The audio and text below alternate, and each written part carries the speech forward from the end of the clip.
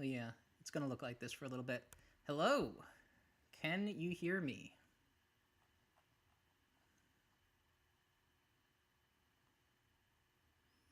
Hello, hello, and welcome. Yeah, the posters are gonna go here on the right side, and I want them to be pretty big, so there's gonna be some black space here for a bit. Thanks to anyone who came. I'm gonna be holding the microphone for a lot of this because I'm gonna try not to speak too loudly. So let me know if I'm too low. I have this at like the lowest possible the lowest possible setting so I can hold it really close so I don't have to speak, because last year my voice was so messed up by the end of the stream. I had to like whisper, and I'm gonna try to prevent that. But for now, I can maybe talk at a more normal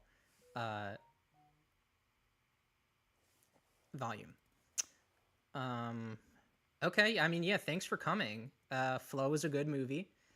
Inspired by some of my favorite video games, Fumito Ueda's video games. That is the guy. The guy who made that movie is on record saying he's a big fan of Ueda. So we love that. Flow is not on this list, but somewhere on one of the, maybe last year or the year before, I think. I did see it. But yeah, thanks for stopping by. Anytime you can pop in, I'll always appreciate that. And I do want to get started before too long. So there was a bit of a delay in starting this. I'm like 20 minutes late because in order to do these streams, I pushed the couch back so I can get better light on my face from the light here. And I pushed the couch back, and immediately, like 2 seconds after I pushed it back, stepped on a piece of glass that had been under the couch from when I had broken a glass, a drinking glass, earlier last year. Immediately stepped on it. It was a really tiny little piece of glass, but it got lodged in my foot, kind of became a splinter. And I will spare the details, but I had to get that out. I had to go get that out. It's fine now.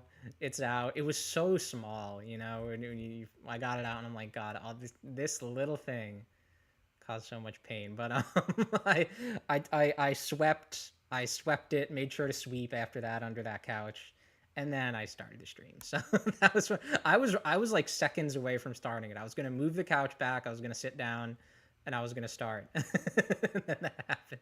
Imagine if I did do the whole stream with a glass splinter in my foot, though. That would be kind of hardcore, but also kind of lame. So yeah. So to get going with the movies here, I have watched, I think, more movies from 2025 within 2025 than I ever have any other year.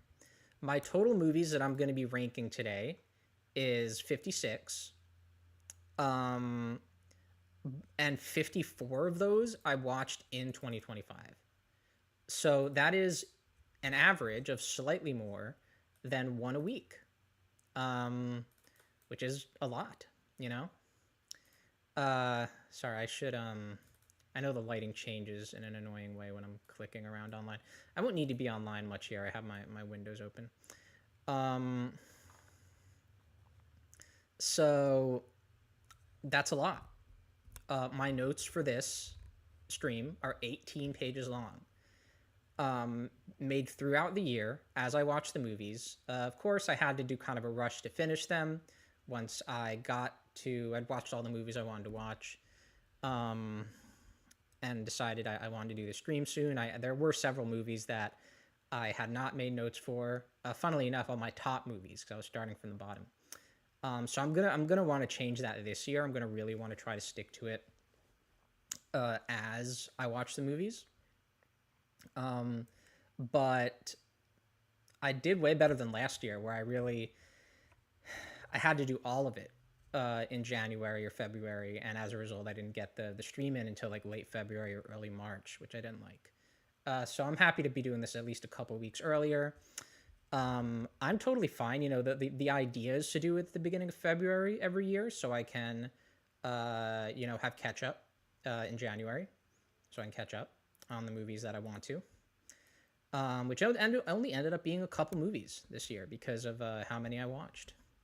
So we're gonna get started shortly here. Let me zoom. If I can zoom in on my notes a little bit. But then I can't.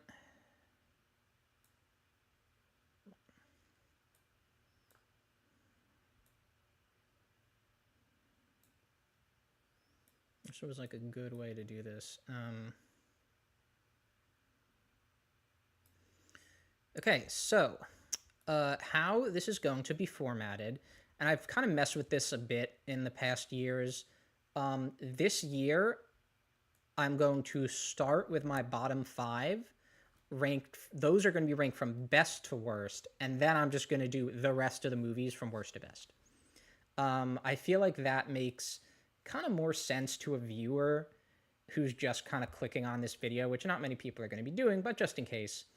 If some random person comes in here, I think that kind of makes more sense to not do it how I did it the first year, where I did the middle part from worst to best, then the bottom 10 from best to worst, and then the top 10 from worst to best again. Now there's only two. You know, there's only one division between the worst list, the bottom 5, and then the best list, which is everything else. Which sort of nicely dovetails with the movies that I actually kind of didn't like this year. You know, I never see that many movies in a year that I genuinely don't like. So there's only about 5 of them this year, I would say.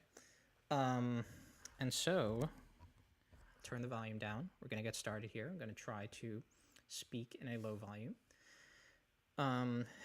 And let's go off to the races here, because this might take a while. Thanks to anyone who has stopped by already. Thanks to those of you who are maybe going to stop by throughout this, and thanks to anyone who watches in the future. So we will start with my top 5 worst movie of 2025, Captain America, Brave New World. So let me make sure I can get the slideshow controls here. Oh, they only show up when it's full screened. Okay. That's fine. We'll deal with that. So this is Captain America 4. I'm going to be heavily relying on my notes for this to make sure that, you know, I don't overuse my voice here. And, you know, so you know, you're going to see me kind of reading off of this, which is okay. So this kind of seemed to me when I saw it that this was maybe the last movie of Marvel's remake the entire movie in post-production era. And it really shows. They did a ton of reshoots, a ton of post-production on this movie. Pretty much everyone has sort of assumed that, surmised that. There's like merch of this movie. There's like official merch of this movie that like came out that like has stuff that wasn't really in the movie. That's how late they were changing things. It's not a bad movie. They did the best they could. There's no way of really knowing if the original version would have been worse. You know, I can't really say that. We don't know. I think the major change that they made that I didn't like is that Tim Blake Nelson should have looked more like his character, the leader, the Hulk villain, does in the comics. They originally planned that, then they changed it at the last minute. And Tim Blake Nelson is great. He's a great actor. It's kind of a shame that they, you know, didn't... he acted this entire role thinking he looked one way, and then they changed it in post to be another way. I don't think that's not like that really hinders his performance that much, but it is still weird. They also give him a super dumb post-credit scene in this movie that's just there to hype up more multiverse stuff. But look, you know, I like Anthony Mackie. I like Harrison Ford a lot. He had to replace William Hurt for this, who I would have liked to see have a more major role in this after being in the MCU for a long time, but he passed away, and Harrison Ford had to replace him. So you can see the full poster on the screen, right? I believe all that should be showing. So Lightning Kimba says, it sounded like the film, if given more time, would have been even more different. Yeah, no, I think so. I think there was a date that they had to hit, and they likely probably would have kept tweaking it if they didn't have to hit that. So I like a lot of the cast. The sequence on the Celestial Island from the Eternals is a very cool sequence. Very cool air battle, making use of Falcon being the Falcon. That was maybe the best part of the movie. Tim Blake Nelson is good. But a lot of the rest of the movie is not that memorable. I also can't believe this is how they used Giancarlo Esposito in the MCU to just kind of like... I think his entire character might have been added during the reshoots. The what is he called? The Sidewinder? That's how you're using Giancarlo Esposito? People wanted this guy to be like Professor X. And this is how we're using him? Maybe they'll use him for something else down the road. But for now, that's quite sad. And they should not have promoted on Red Hulk so much.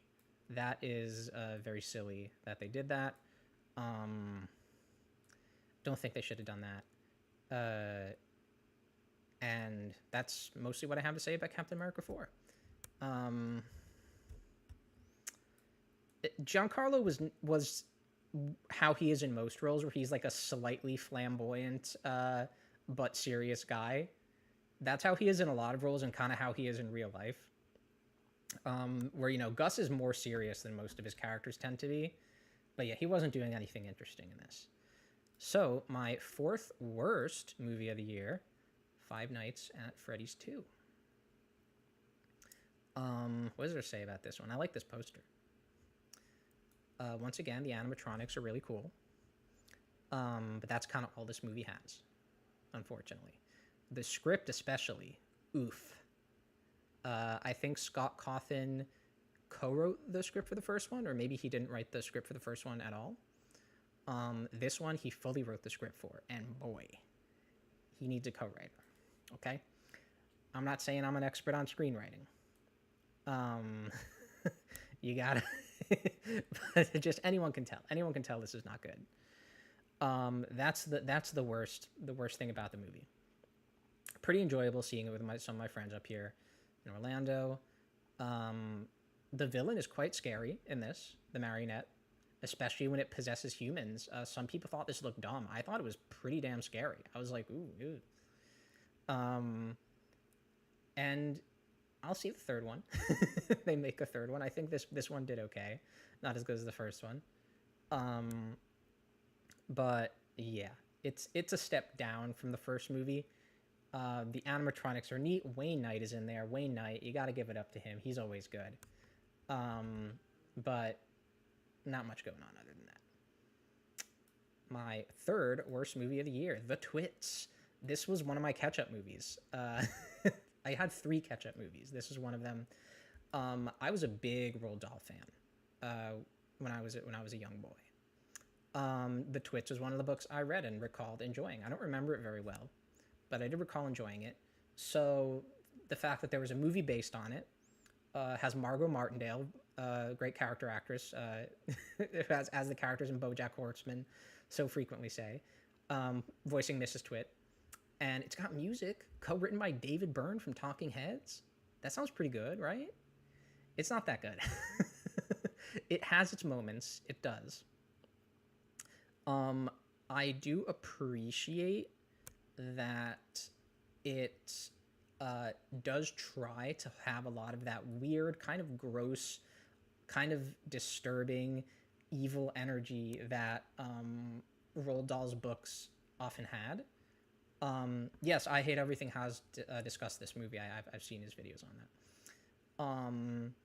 His just Roald Dahl's weird sensibilities are a lot of the time in this movie However, and this is something that I Hate Everything did complain about, that I agree with, and I'm not remembering the book. This was not something I was really aware of until I watched his video, but hearing about it from him, it does seem like they kind of pulled back at the end from really delivering on Dahl's, sensibilities and how he would have done things, which is unfortunate. Um, but for a positive, when I was 15 minutes into this and there was still an hour and a half left, I was like, oh no, this might be a real struggle to get through. And I don't think it was. When it was over, I was like, oh, okay, that wasn't actually that bad. But for a negative, the songs are like so unremarkable, which is really sad. David Byrne is like such a good writer, such a good musician. I've listened to some of his recent solo stuff. It's pretty good. And the stuff in this movie is just not.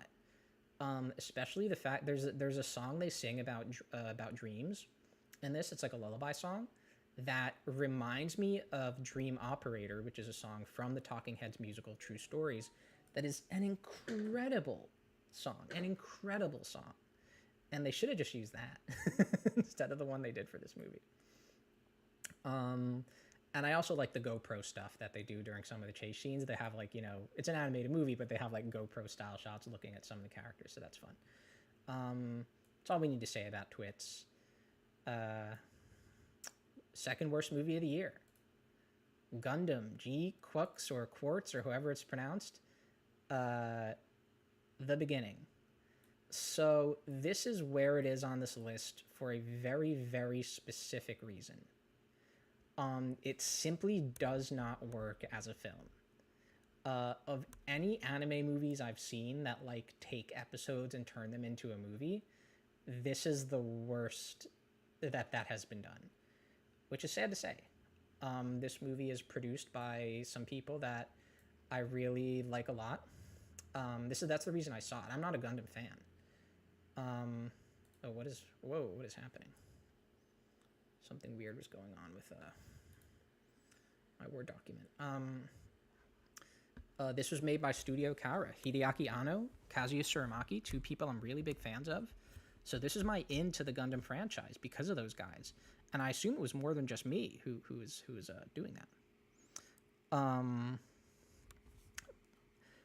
And Gundam is very popular, and because of that, they felt, well, we don't really need to put a lot of the exposition in this movie that's required to get people on to understand it. Most of the people seeing this are going to be Gundam fans. They're going to get it. It's going to make sense. And I will defend that because I don't think movies should restrict themselves just to try to appeal to everyone. That was a complaint that the New Yorker reviewer Richard Brody had about Avengers Infinity War, and I will defend that movie. Yes, it works best when you've watched all the other ones. That's how it's supposed to be. So I'm not begrudging the movie because I didn't watch the original Gundam series. But what I am going to begrudge it for is because it starts being this what-if story of the original Gundam that is very broad strokes going through like probably this entire TV series and then veering off at the end. And that's okay. And then when you finish that, you get like 2.5 episodes of the actual G Quux show. And that's it. You don't get any time to like understand these characters, to like these characters, to feel good when they win this little fight that they do that's like kind of supposed to be the climax.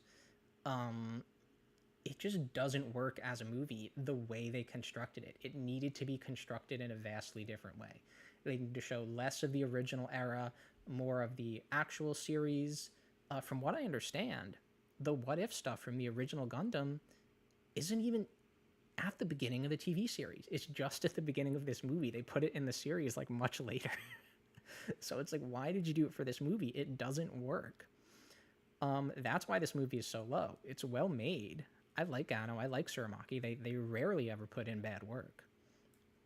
I even like the last Evangelion movie that a lot of people don't like.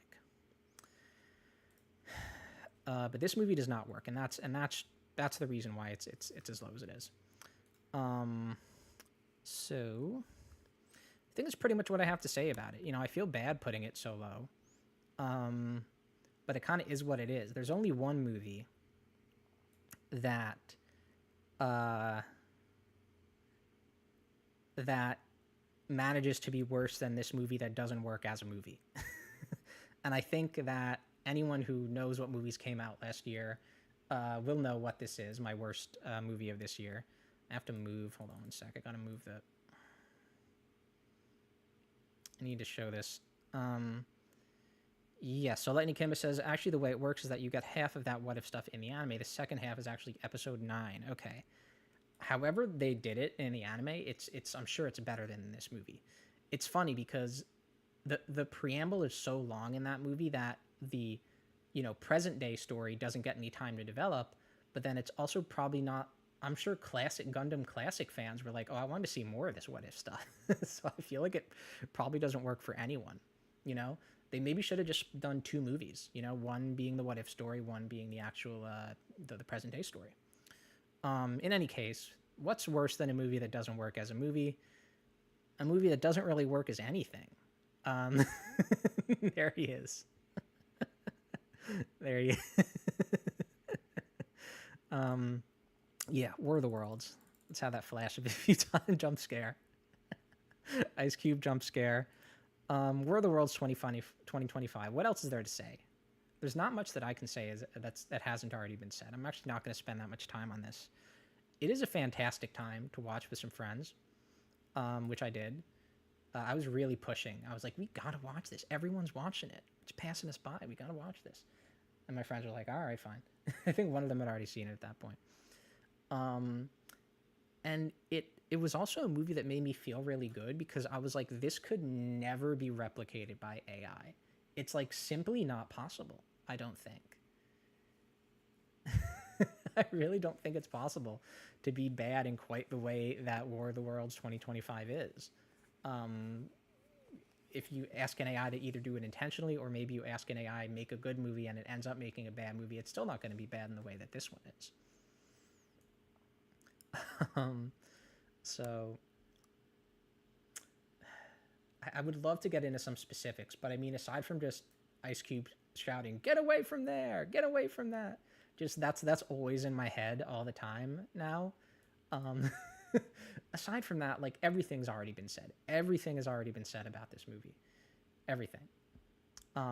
Watch it if you have not seen it. This is a great time to be a movie fan when this came out. The director of this movie actually recently directed a Resident Evil 9 live action short film that people seem to like. So good things for that guy, I guess. So that is my least favorite movie of the year. Obviously, it was always going to be that. Come on. But let's start now going through movies from worst to best from number 51. We'll put Ice Cube back up. Move him. Goodbye, Ice Cube. Will not be joining the rebellion today. Ooh, this is okay. Can't do it. I got it.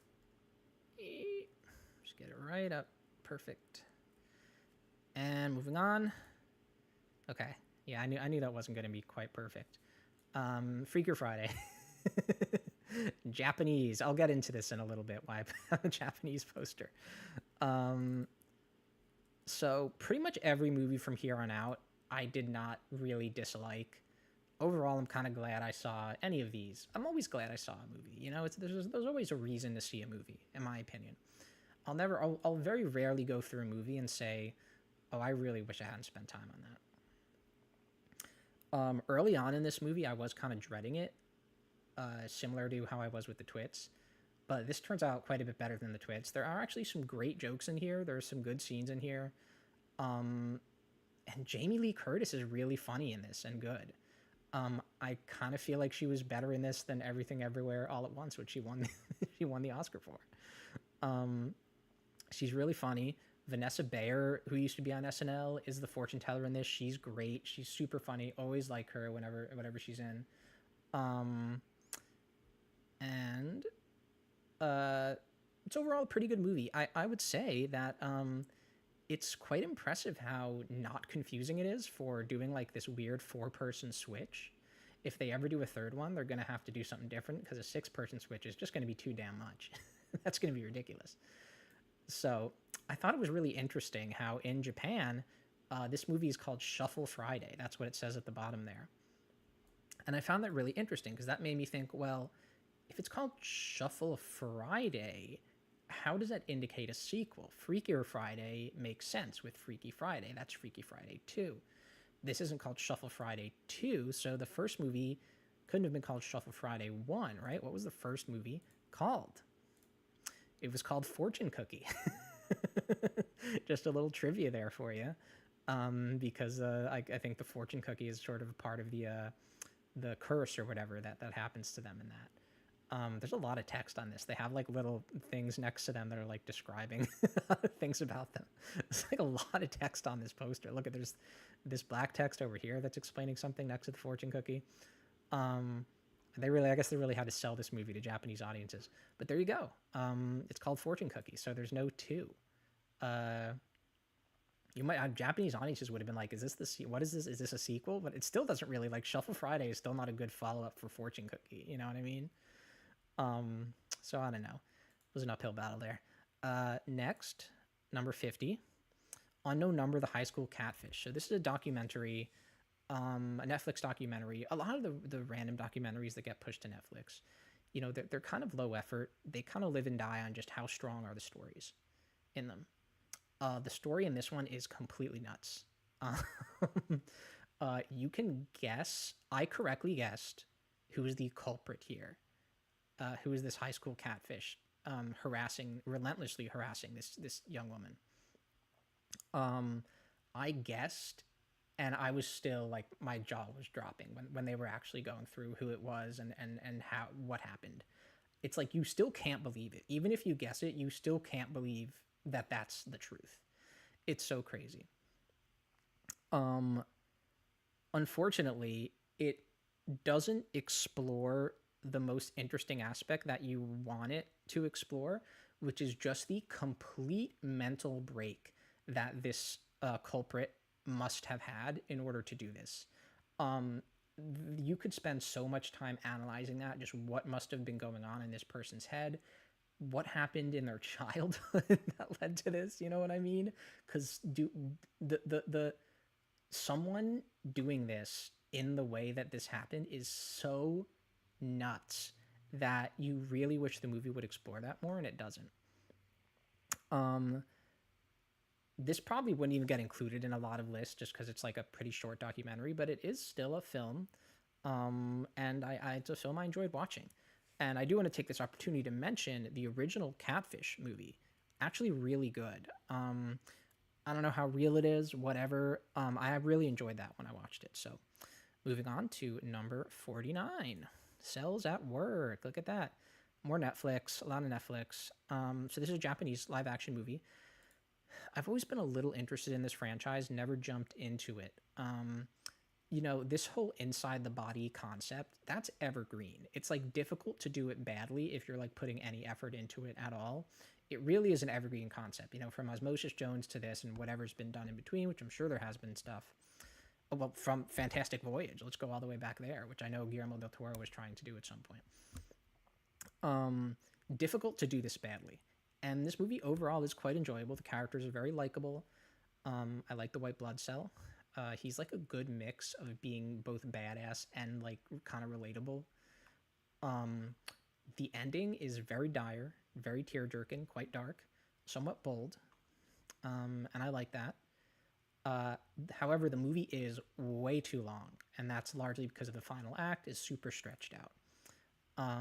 That is what kind of puts it as low as it is. It becomes quite a slog at the end. This did teach me some things about the human body, though. There's this one lady, I'm not sure if she's in this poster.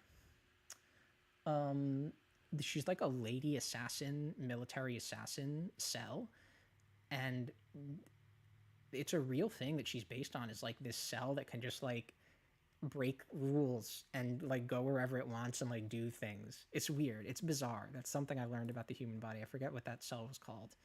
But that's neat stuff, and that makes the movie worth it. Number 48, The Minecraft movie, I used this Chinese poster because of how buff they made Jack Black.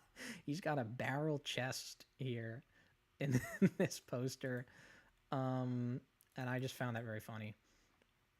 Um, so Minecraft movie.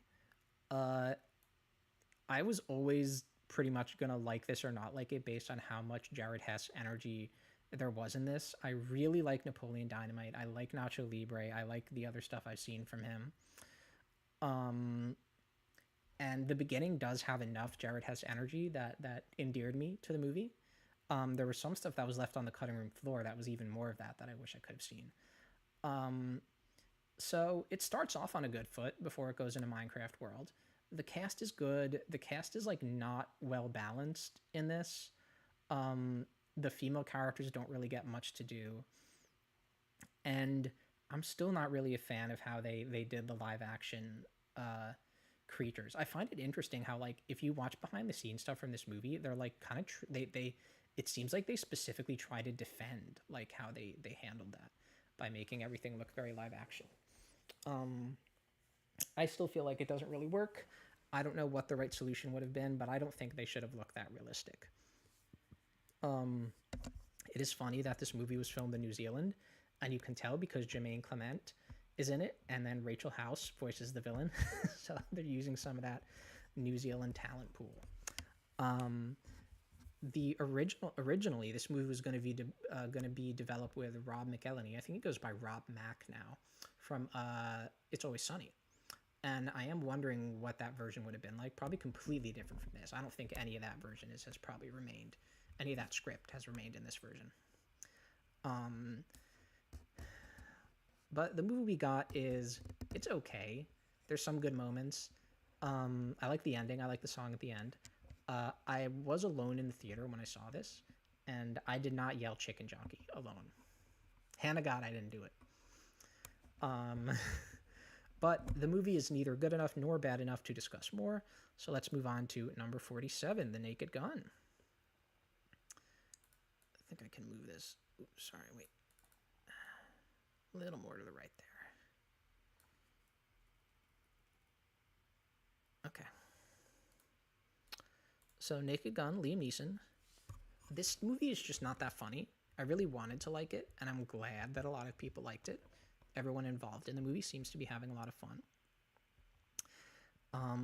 This movie could never compare to the original. But I think even separating it from that, I watched Naked Gun 2.5, the sequel to the original movie, 2 nights before this one, and I had like I would say a much better time. I had a lot of fun with Naked Gun 2.5. It was great seeing Leslie Nielsen again. You know, he's great. The energy of the movie is great, just like the first one. And this movie doesn't fully recapture it. I will say, this movie does start getting better around the time where they parody the beginning of, I think, Mission Impossible Fallout with all the fake setups to get the confessions. But that's like 3/4 into the movie, so it's like, you know, like I wish it could have gotten a little better earlier than that. Oh, you just saw this? Okay, cool. Yeah, and look, I like it. There's a lot of good moments. The stuff where he's talking to his boss, and then he's in her bedroom, and they're talking about her husband. He's got like a big job thing. There's a lot of funny stuff in the movie, I will say, but maybe not enough compared to the original that I watched, the sequel that I watched just shortly before. I hope it did well. I think it did pretty well, and I would still like to see more. I hope they do a sequel. Moving on, Naked to Nobody, Nobody 2. Um, this movie's pretty good. I think this would be quite a bit worse on rewatch. I think once just the novelty of seeing everything for the first time wears off, I think this would probably be quite boring. I like Bob Odenkirk. Christopher Lloyd is in this too, which is always a bonus. The villain is quite lame. I think she's played by Sharon Stone. She's just bizarre. I just don't really like what they were doing with that character. Colin Hanks would have been just fine, I think, as the villain for this. This could be a neat series if it continues. I think that what they're going to do is it's going to be like a family affair now, you know? The whole family's going to be fighting, which might be an interesting angle, but I'm not so sure it will continue because I don't think that this movie did very well. Okay, moving on. Honey Don't. This is one I did not think I would get to, and I did get to it. This is the second movie in the lesbian B movie trilogy, which I think is what it's like kind of officially called by the people that are making it. Um, the first of which was Drive Away Dolls, and I'd kind of heard negative things about this movie. I liked Drive Away Dolls well enough, which people also didn't really like. I'd heard bad things about this one, and what I was really afraid of going in was that this would just be Drive Away Dolls again, but it wasn't. It wasn't Drive Away Dolls again. It struck a pretty different tone. There's still some stuff that was similar. The movie is a bit of a nothing burger, but it's not that bad either. And my worst fear was averted. It's an extremely quick watch. It doesn't even feel like 90 minutes. I think it is about 90 minutes. It feels like 70 minutes, which helps a lot, you know? Chris Evans, who they heavily promoted on, barely ends up being important to the story. I also didn't really get some of the things involving his character. I felt some of the story didn't really make sense with stuff at the beginning and stuff with his character, but I did like the twist that the movie does have towards the end. Funny thing about this movie, too, is the actor who plays Nico Robin in the upcoming season 2 of One Piece is in this movie, playing a fairly important role, which I did not know going in. So it's very interesting to see her as this. This is the only thing I've seen her in, and I'm looking forward to One Piece a lot, obviously. We're going to get a new trailer for that tomorrow. So that was cool. Another good reason. That's actually her on the scooter. She's on the scooter on the on the lower right of this poster. And they want to make a third lesbian B movie. They have not started doing it yet. Ethan Coen and his wife, who write and direct these. And I'll see it. I'll see it if they make it. These have been okay. 44. Wicked for Good. I actually quite like the first Wicked. This one is not as good. It lacks the main thing that people praised the first movie for, which is like the production design and the sets. That was universally praised. This movie has like almost none of that, which is really bizarre, especially if those movies were made at the same time. I like the Jeff Goldblum number. I like the ending. This movie is for sure bloated. I can't say that I wanted all of Wicked to be one movie. I've never seen the original Wicked. I don't really know what it's like, but it seems like the conventional opinion is that it would have worked as one movie. So I don't know. Maybe they should have done that. Need a good way to sit for this. Take a drink here too.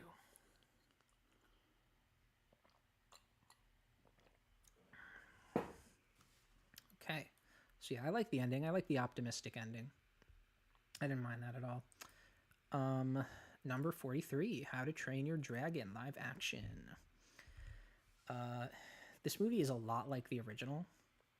And you know, once again, like, what's the point with these live action remakes? It has been funny that people have been, for whatever reason, really positive on this one compared to the Disney's. And, you know, I would be willing to bet that it probably is better than a lot of the Disney ones. It is the same director, writer, after all. But even so, what is the point? The director, writer, Dean DeBlois, it's extremely sad to watch him in interviews where he's like trying to justify doing this movie, not only to the people interviewing him, but also seemingly to himself in interviews on this. And it's quite sad to see. It seems like he did not want to do this movie, but he wanted other people to do it even less. So he said, you know what? If someone's going to do it, it's going to be me. There was something posted recently where they started filming the second one, and it was a picture of Dean DeBlois with like the clapboard or something. And I captioned it, which I thought was funny. Dean, it's 3 a.m. What are you doing? I'm making How to Train Your Dragon 2 live action. Why are you making How to Train Your Dragon 2 live action at 3 a.m.? Because I've lost control of my life. That old Rugrats bit, which I feel like must be how Dean is feeling right now, having to do these. My Letterboxd review of this movie is just talking about how people who really love this man and beast thing, which, you know, is a lot of the appeal of these movies, should just play The Last Guardian. You should do that instead of going to see this remake. If you have access to a PS4 or PS5, just play The Last Guardian. That'll do it. That'll do it for you. And I stand by that. That was my review was more about that than it was about the movie. Um, and when I saw this, I was just kind of like, okay, this is cool, but I'm more looking forward to Mason Thames and Black Phone 2, which is later on this list. We will get to that.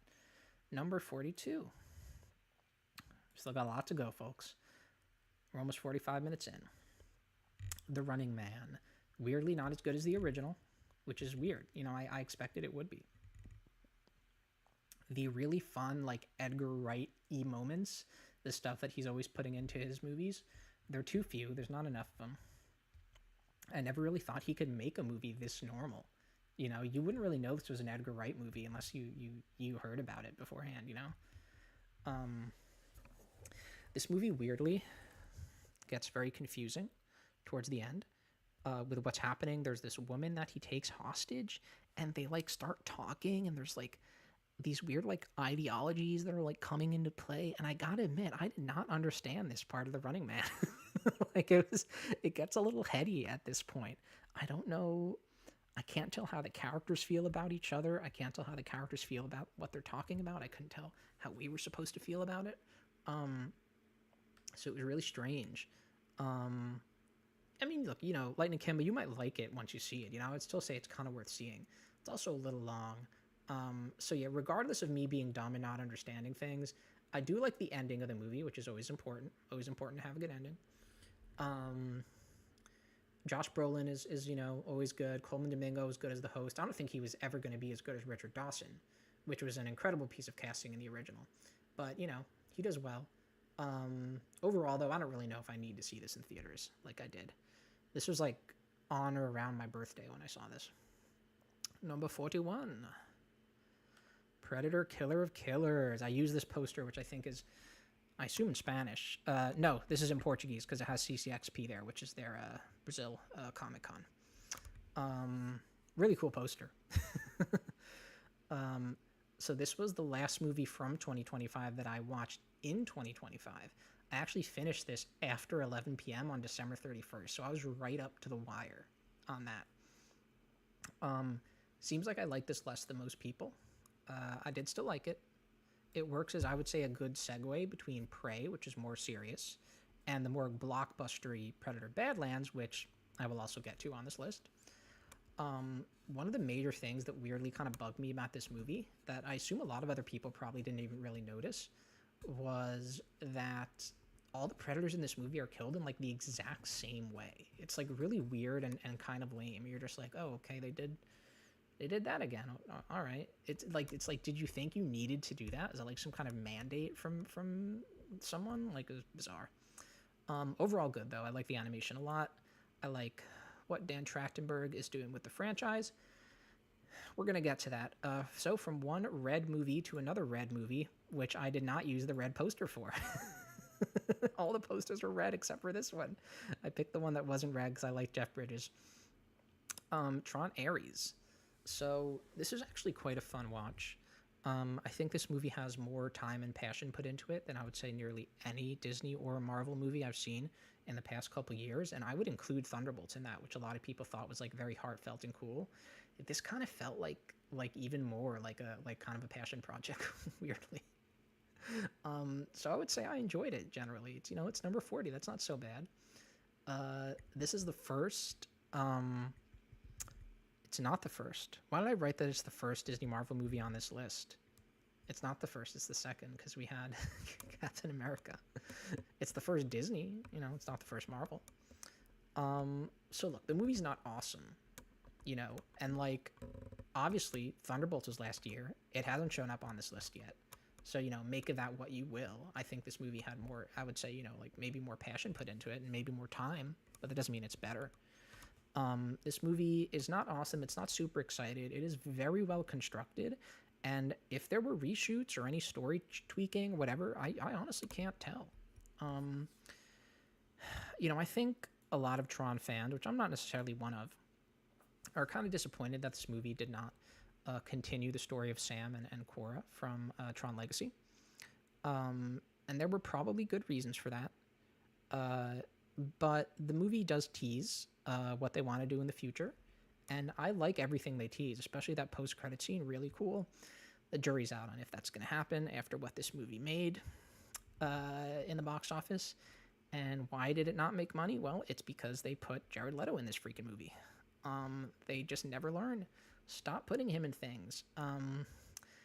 At least in this upcoming He-Man movie, you can't see his face. That's a positive. You wouldn't know it was him. So that movie might make money. People do not like Jared Leto. I don't really like Jared Leto. Look, he does okay in this. And apparently he's one of the reasons that this movie exists, because he's a big Tron fan. So, you know, I guess I should be thankful for that. But this is what happens at the box office when you put Jared Leto in a movie, guys. Sorry. In the end, if you liked the other Tron movies, watch this. You will probably like it. 39. Fixed. Jenny Tartakovsky's Fixed. The controversial film. The trailers did this movie pretty dirty, I would say. The trailers did this movie dirty. The movie is partly what you see in the trailers, especially at the beginning. It is quite rough to watch. However, as you go on, you get more used to the characters. You actually do find them quite endearing. And I actually ended up having a pretty good time in this. This is a movie where you can tell that there's a lot of passion involved. And to hear I've seen YouTube comments of animators from this movie just commenting on YouTube videos about it, saying like, yeah, I loved working on this. And that's a great thing to see. You know, that makes you like the movie more, and that comes out on screen. Great voice acting. Apparently all the voice actors had a great time in this. Idris Elba, the great Catherine Hahn, is in this doing an awesome job. There's actually, if you are interested in seeing representation, like LGBT representation in movies, one of the best examples in 2025 right here in Fixed. I'm not going to say what it is, but you might want to watch that if you like representation. The finale of this movie, I think, is so crazy that it kind of does go too far. I hear there's like a food orgy at the end of Sausage Party, right? I haven't seen Sausage Party. This in its way is probably crazier, I think. It maybe kind of does go too far. I think there's a lot of people who are going to be like, why? Just why? Just why? But I gotta root for Genndy Tartakovsky, man. Primal season 3 is going on right now. It's been good. I'm gonna support anything that guy does. And you know what? If he wanted to do this insane R-rated animated dog movie, then so be it. Lightning Kimba, you're talking about, yeah, when Jared Leto shows up in Blade Runner 2049. You know what the worst part of that is? And Jared Leto was okay in that movie, but they wanted that to be David Bowie. They were going to ask him, maybe they did ask him, and I think 2049 was 2017, 18, or 19, and Bowie died in 2016. So obviously that couldn't happen. But man, that would have been such a missed opportunity. It's so sad. That makes me sadder just to hear that than just to watch Jared Leto in the movie. Yeah, 2049 is a really good movie though. So we like Genndy Tartakovsky in this house. Number 38, The Gorge. So this was a very interesting movie where it's an original sci-fi horror romance that they released around Valentine's Day. Just like a super interesting little thing to do here. You can very much tell that this movie started as just like a cool 30-second pitch, and they were like, yeah, that sounds really neat. Let's do it. Let's write an entire script around this. And movies like that often end up being pretty enjoyable. It is super obvious that the monsters in this are mutated humans. I'm just going to spoil that because it's so obvious. They act like that's a twist. A little bit. Definitely at least a little. They act like it's a twist. And I was like, you can tell right from the start. Like, come on with this. There's also this weird aspect that gets into it later on where it's like, you might be infected now. Are you infected? What's going to happen? And then they just completely drop that. But overall, I like the movie. Sci-fi horror romance. How many of those do you get? And the romance is there. They're not just trying to play that up for the Valentine's Day thing. It's quite nice to see. I also like it when their plan comes together at the end, even though you and the audience are like not really privy to what that is. Always cool to see stuff like that. Thunderbolts, number 37. It is a good movie. I like this poster a lot. It's not quite a return to form to the best of Marvel that they had at Phase 2. And, you know, you can still tell that there were reshoots and things like that. But it does come together quite well. Taskmaster, huge drop ball in this. This was everyone's complaint. I'm not going to go into it too much. She's in this poster right here in the lower right. What the hell was going on there, man? Talk about reshoots. What was going on with that? I don't know. What I do like, I like that the plot is very point A to B, which you don't often see in Marvel movies, where like, you know, you like you know, Captain America Winter Soldier, for instance, is like mostly there's not too many time jumps in that, but there's still more than Thunderbolts. Thunderbolts is like very, very like we are seeing pretty much every step these characters take, and there's like 3 major locations in the movie, which is really neat. You know, it makes the story feel very contained, just very good. As we all know now, there was a weird advertising gimmick for this movie that I felt was not good. Pretty much completely, I doubt it did much for the movie at all. You know, they were like, oh, everyone's going to come see it once we reveal the thing in the second week. I don't know, it probably didn't happen. But Sentry's really great. Bob, Lewis Pullman, who I liked ever since he played Major in Catch-22, the series. Julie Louis-Dreyfus is great, as always. She's always been enjoyable in this role. And I really want to see more of this team. I would, in fact, kind of say I'm more interested in seeing more of them than I was in seeing them in this movie, if that makes sense. And you know what I also kind of felt that way about? Oh, look. Another MCU movie. Fantastic Four. First Steps. Yes, the 2 other MCUs this year that weren't Captain America are right next to each other. So I guess you could say this is slightly better, though that's not necessarily how I think of my lists, that like if 2 movies are next to each other, one is barely better than the other one. They're more about the same. You know, I can't like, it's so difficult to slot these movies in like that. That's not really how I like to think about it. So, you know, we're getting closer to the heyday of the MCU and how these movies feel, but yeah, neither of them fully capture it of that tone and quality that the MCU had during Phase 2, where like you could just like go like, I'm gonna see Doctor Strange and I know I'm gonna have a good time. I still can't say that with these movies, but we are getting closer. Galactus and the Silver Surfer are both super cool in this. Both very well casted. Silver Surfer gets one of the, probably in between this and Thunderbolts, the best action sequence in both movies is Silver Surfer is involved in that. And, you know, just like with Thunderbolts, I like the core team. I want to see more of them.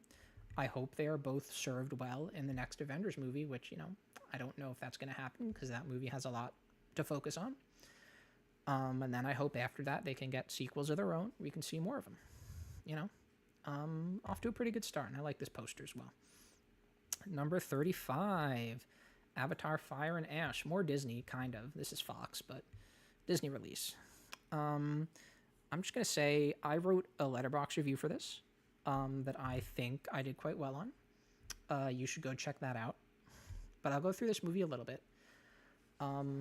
As with every Avatar movie, it gives you almost enough for it to be satisfying, but not quite enough. That's how all the Avatar movies worked.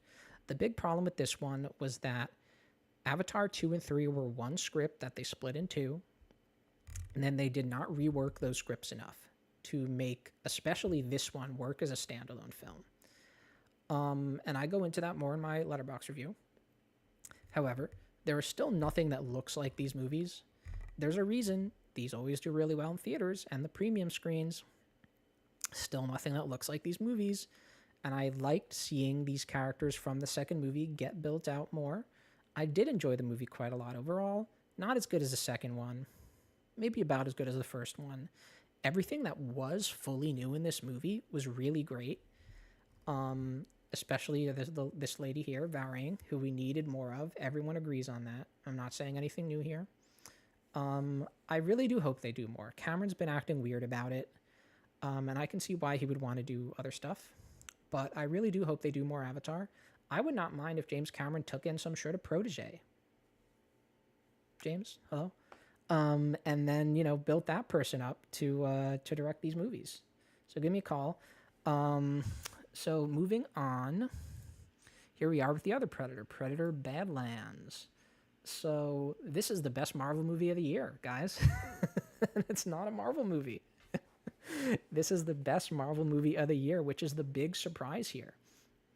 Prey from a few years ago, does not really have MCU energy. Killer of Killers, the animated one, has a little bit. This movie goes full in on that, and very well. This is what I'm talking about for that Marvel tone that was really enjoyable. This movie feels just like that, which was extremely surprising, especially how Prey was not like that. And look, I'm really looking forward to how this franchise continues under Dan Trachtenberg. It's cool that he's found something, a playground that he feels he can play in. I love 10 Cloverfield Lane, which is his first feature, I want to say. And, maybe I would like him to go back to something a little like that in scope and tone. But he does well with this. And, a little Disneyfication is good, right? A little is okay. That's from Breaking Bad, where the Don tells Gus, a little hatred is okay. A little Disneyfication is okay. But too much, not good. So try to keep that balanced. Try to keep the Disneyfication balanced. This movie is really pleasing, has a plot that comes together super well. You really love the two main characters by the end. And thank God they didn't integrate the alien stuff too much. Let's stay away from that for a little while longer, please. Number 33, Good Fortune. Aziz Ansari finally got to do a movie. Finally. His last movie...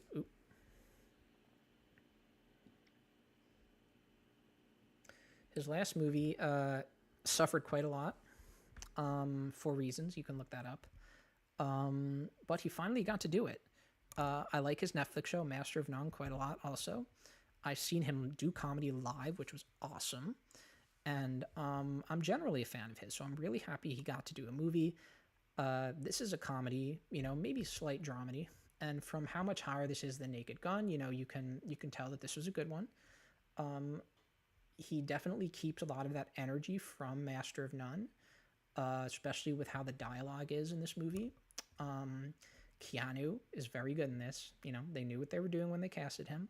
If you're a fan of Keanu, you're going to like him in this. You're going to like this movie. And this is also a movie that was very hard to predict. It was very hard to see exactly, where this movie was going. Got my log here, which I like. I love that. We like unpredictability when it's good.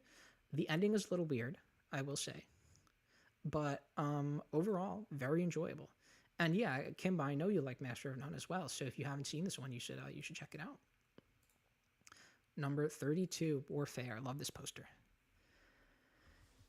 So this movie, I'm already feeling the voice, guys. We're only like less than halfway through this. I'm going to turn the mic up a little bit and try to be a little quieter. So this movie does exactly what it sets out to do. And it is both enriched and limited by that.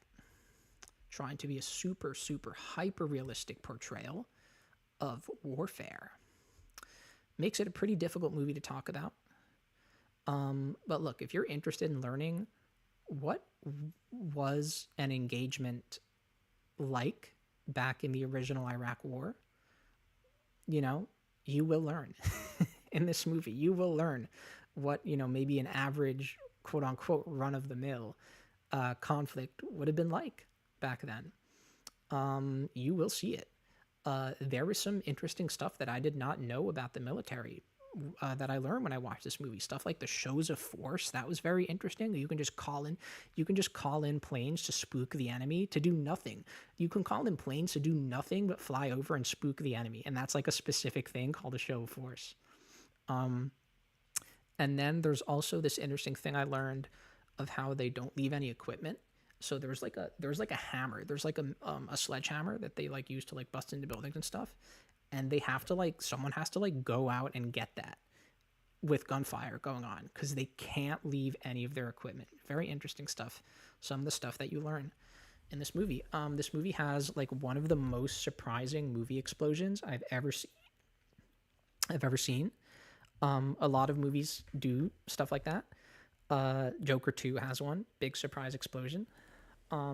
This movie has a really good one if you like. I don't know why you would like something like that, but if you do, I would say this movie is like a good inflection point for my ranked list this year. You know, this is like the point of change where like most movies, fixed notwithstanding, most movies that are like really trying to do something interesting and that are like, you know, really passionate and like you know, like really just have like a voice and like, you know, a point to them being made are going to be above Warfare, and most of the movies that don't have that are below Warfare. That kind of helped me rank things this year.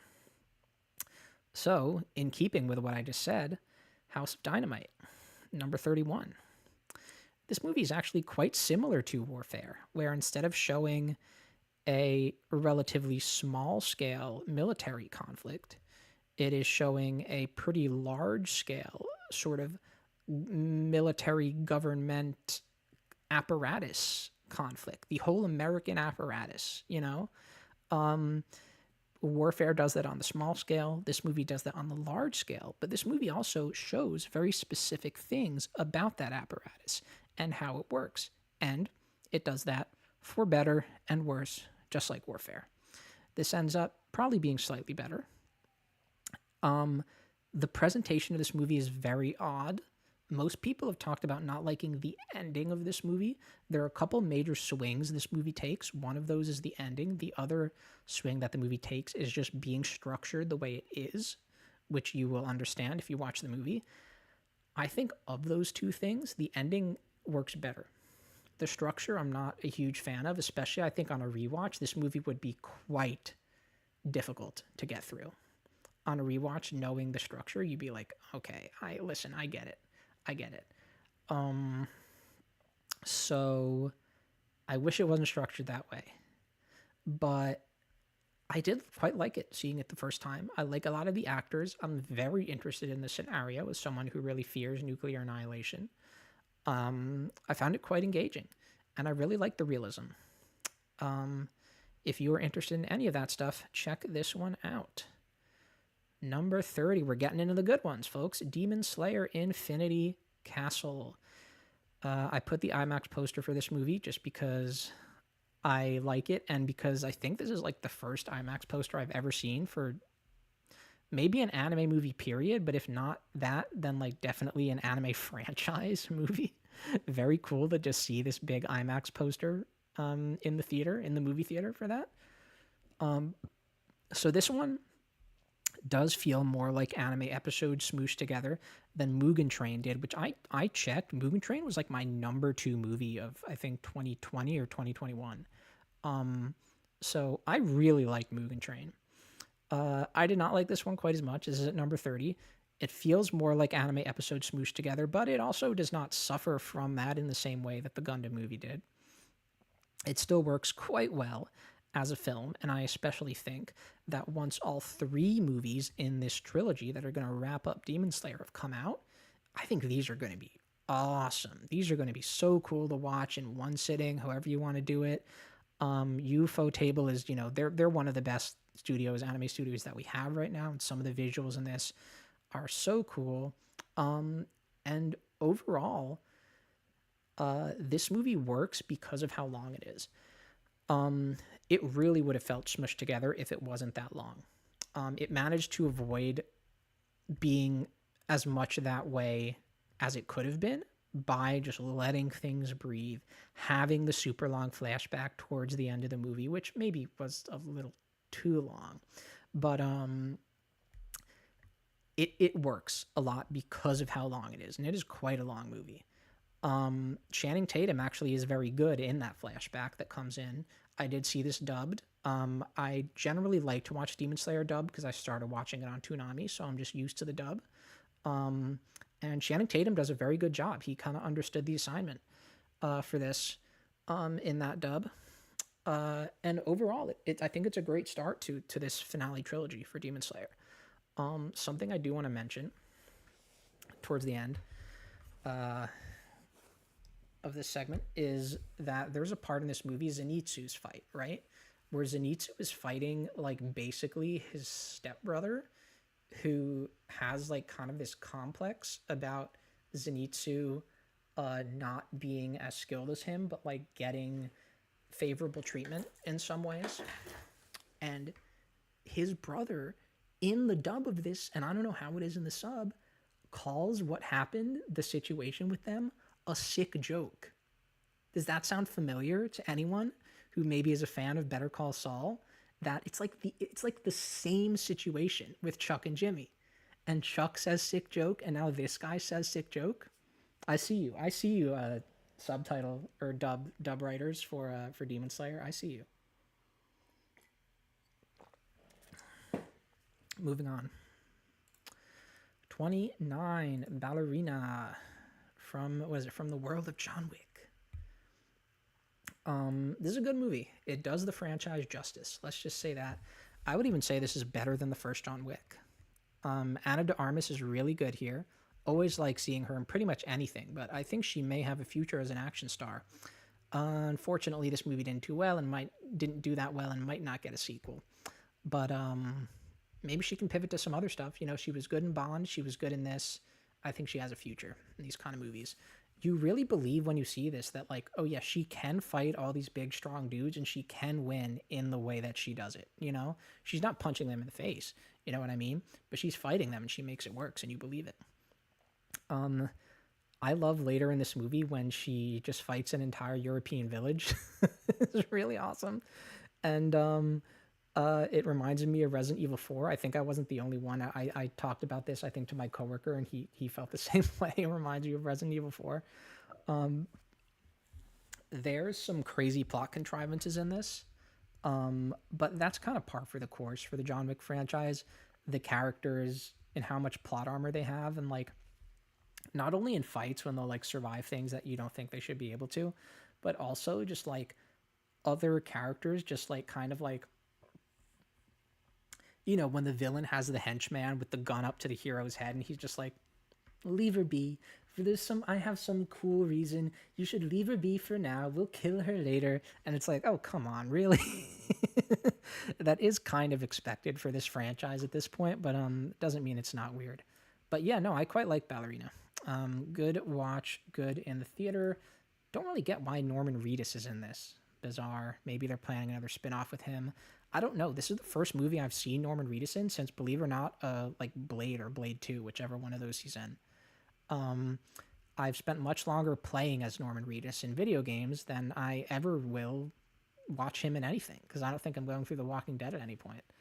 So, number 28, The Day the Earth Blew Up, a Looney Tunes movie. Really like the title, really like this poster here. I think it's really cool that we got a 2D Looney Tunes movie in 2025 that's not starring Bugs Bunny. That's just like a crazy thing to have happen. And it's quite impressive to see. The movie's not awesome. I think the first half of the movie is not all that good. The second half is way better. I was like very happy to see how much this movie improved in the second half. It was really fun, very funny. It really made up for the things I did not like about the first half, and that's why the movie gets as high as it does on this list. This voice actor, Eric Bauza, crazy talented. He voices both of the main characters and then some other characters besides in this movie. Dude is a crazy talent, and we got to give a shout out to Farmer Jim, who is awesome in this movie. We love Farmer Jim. Black Phone 2. Dead is just a word. So, people complained that the grabber is too much like Freddy Krueger in this movie. You can see me reading from my notes here. I said I would be. What are you going to do? These are my thoughts. I wrote them all down. People thought that he was not too threatening. And I kind of agree with the latter, but I think the producers of this movie would be happy to know I've not seen any Nightmare on Elm Street movies, so I don't really care about the Freddy comparison. Overall, I quite like this movie. I thought it was really neat. It has more of what I liked about the original Black Phone. Very confident, competent filmmaking, empathetic characters, supernatural things that are like very clearly shown and discussed and presented by the movie, like very matter of factly, which I like. Like, it's not trying to be cute, it's not trying to be cool, it's not trying to be elevated horror. And that was a bit of a trend this year, which we'll get into later on, where there was a lot of like straight horror was very good this year. It's not elevated horror, it's just horror. It is what it is, and it's not afraid to be what it is. And we got quite a bit of that this year. Let's see here. So in the end, it does kind of feel like this movie was made just because they liked the characters and the actors and wanted to work with them more, which is totally fine, especially if we end up getting a pretty good movie out of it.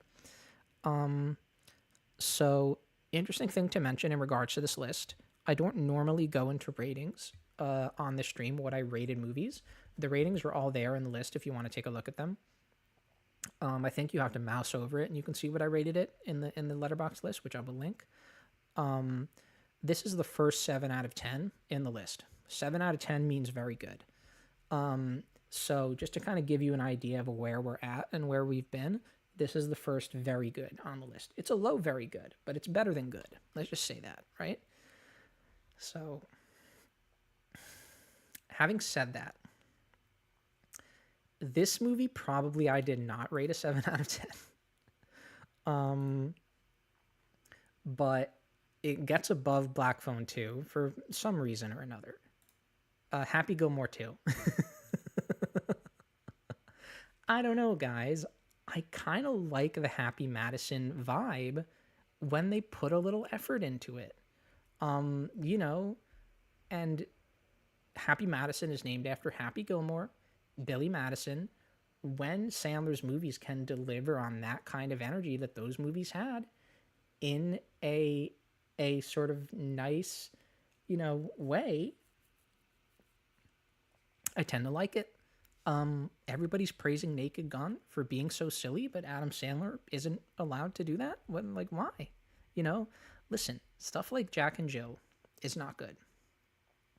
But some of Sandler's Netflix stuff is good. Sandy Wexler is good. This is good. I quite liked it. I can't control what I like and don't like, but I think everyone can admit this is not as bad in Jazz Jack and Jill.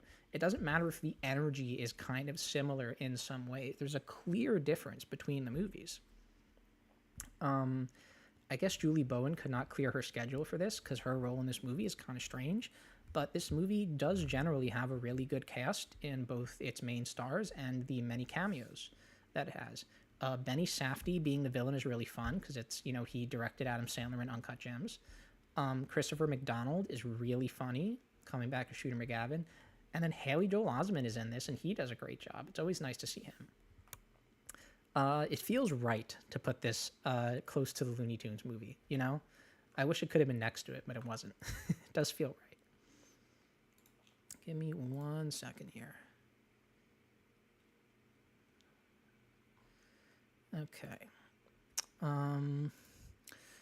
Okay, moving on to an extremely different movie, Steve. This is probably like the movie on this list that people will have maybe heard of the least. There's some stuff later on in the list that was like very much not well known, but like did get theatrical releases. This not only was a Netflix release, it was a Netflix release that people didn't even really talk about.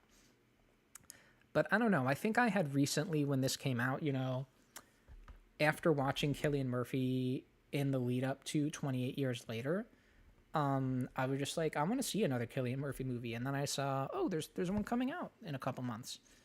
So I decided to watch it. This movie is melodramatic, but good. Melodrama can often really turn me off, but this movie is overall pretty good. Movies about exhausted people going through exhausting days are a whole cottage industry these days, and this is one of those movies. If you're into that, if you're into the exhaustion genre, then check this one out. I will say it is funny. He works at this like school for troubled teenage boys, and all the staff of this movie, the staff of that school, are always like, "Oh, we see the good in these boys. We want to help them. We want to make them better and into good members of society." And you're like, I don't see a single shred of good in these freaking boys, man. These guys are assholes. hard to see what the people, the teachers and the staff see in these kids, but I guess that's why they're working there and where not. There is also some fun, weird visual stuff this movie does that you wouldn't expect. Big surprise for me in this movie. Tracy Ullman, the pretty legendary comedic actress. I did not know she was English. This movie taught me that she is English. She's in this movie doing her pretty close to her natural voice. And I did not know that at all, that she's English. So there you go. Number 24. We're getting there, folks. Havoc. There's no one who does action like Gareth Evans, man. I think maybe the next movie that I'm going to watch from my collection is going to be The Raid, the original Raid. And I'm really excited about that. I'm excited to see that movie again after a long time. And Gareth Evans has still got it with this movie. This movie is worth watching just for the 2 major action sequences that are in there. Let them do whatever they want, and I think I would love whatever they come up with. For all I know, that might have happened with Raid 2 already. That might be what Raid 2 is, but I have not watched Raid 2, which is why I got to rewatch Raid 1 soon, which I'm going to do. Tom Hardy is very fun in this. He does this Brooklyn accent that kind of works. I haven't seen Tom in anything for quite a while. I haven't seen any of the Venoms. And you gotta love Luis Guzman, who has a fairly sized role in this. You gotta love him. Always nice to see him. I was also really thankful that they did not try to mine too much drama from his family in this. At the beginning, you see he's like, oh, I gotta buy this Christmas present for my daughter, and my wife doesn't like me, and I have an estranged relationship with them.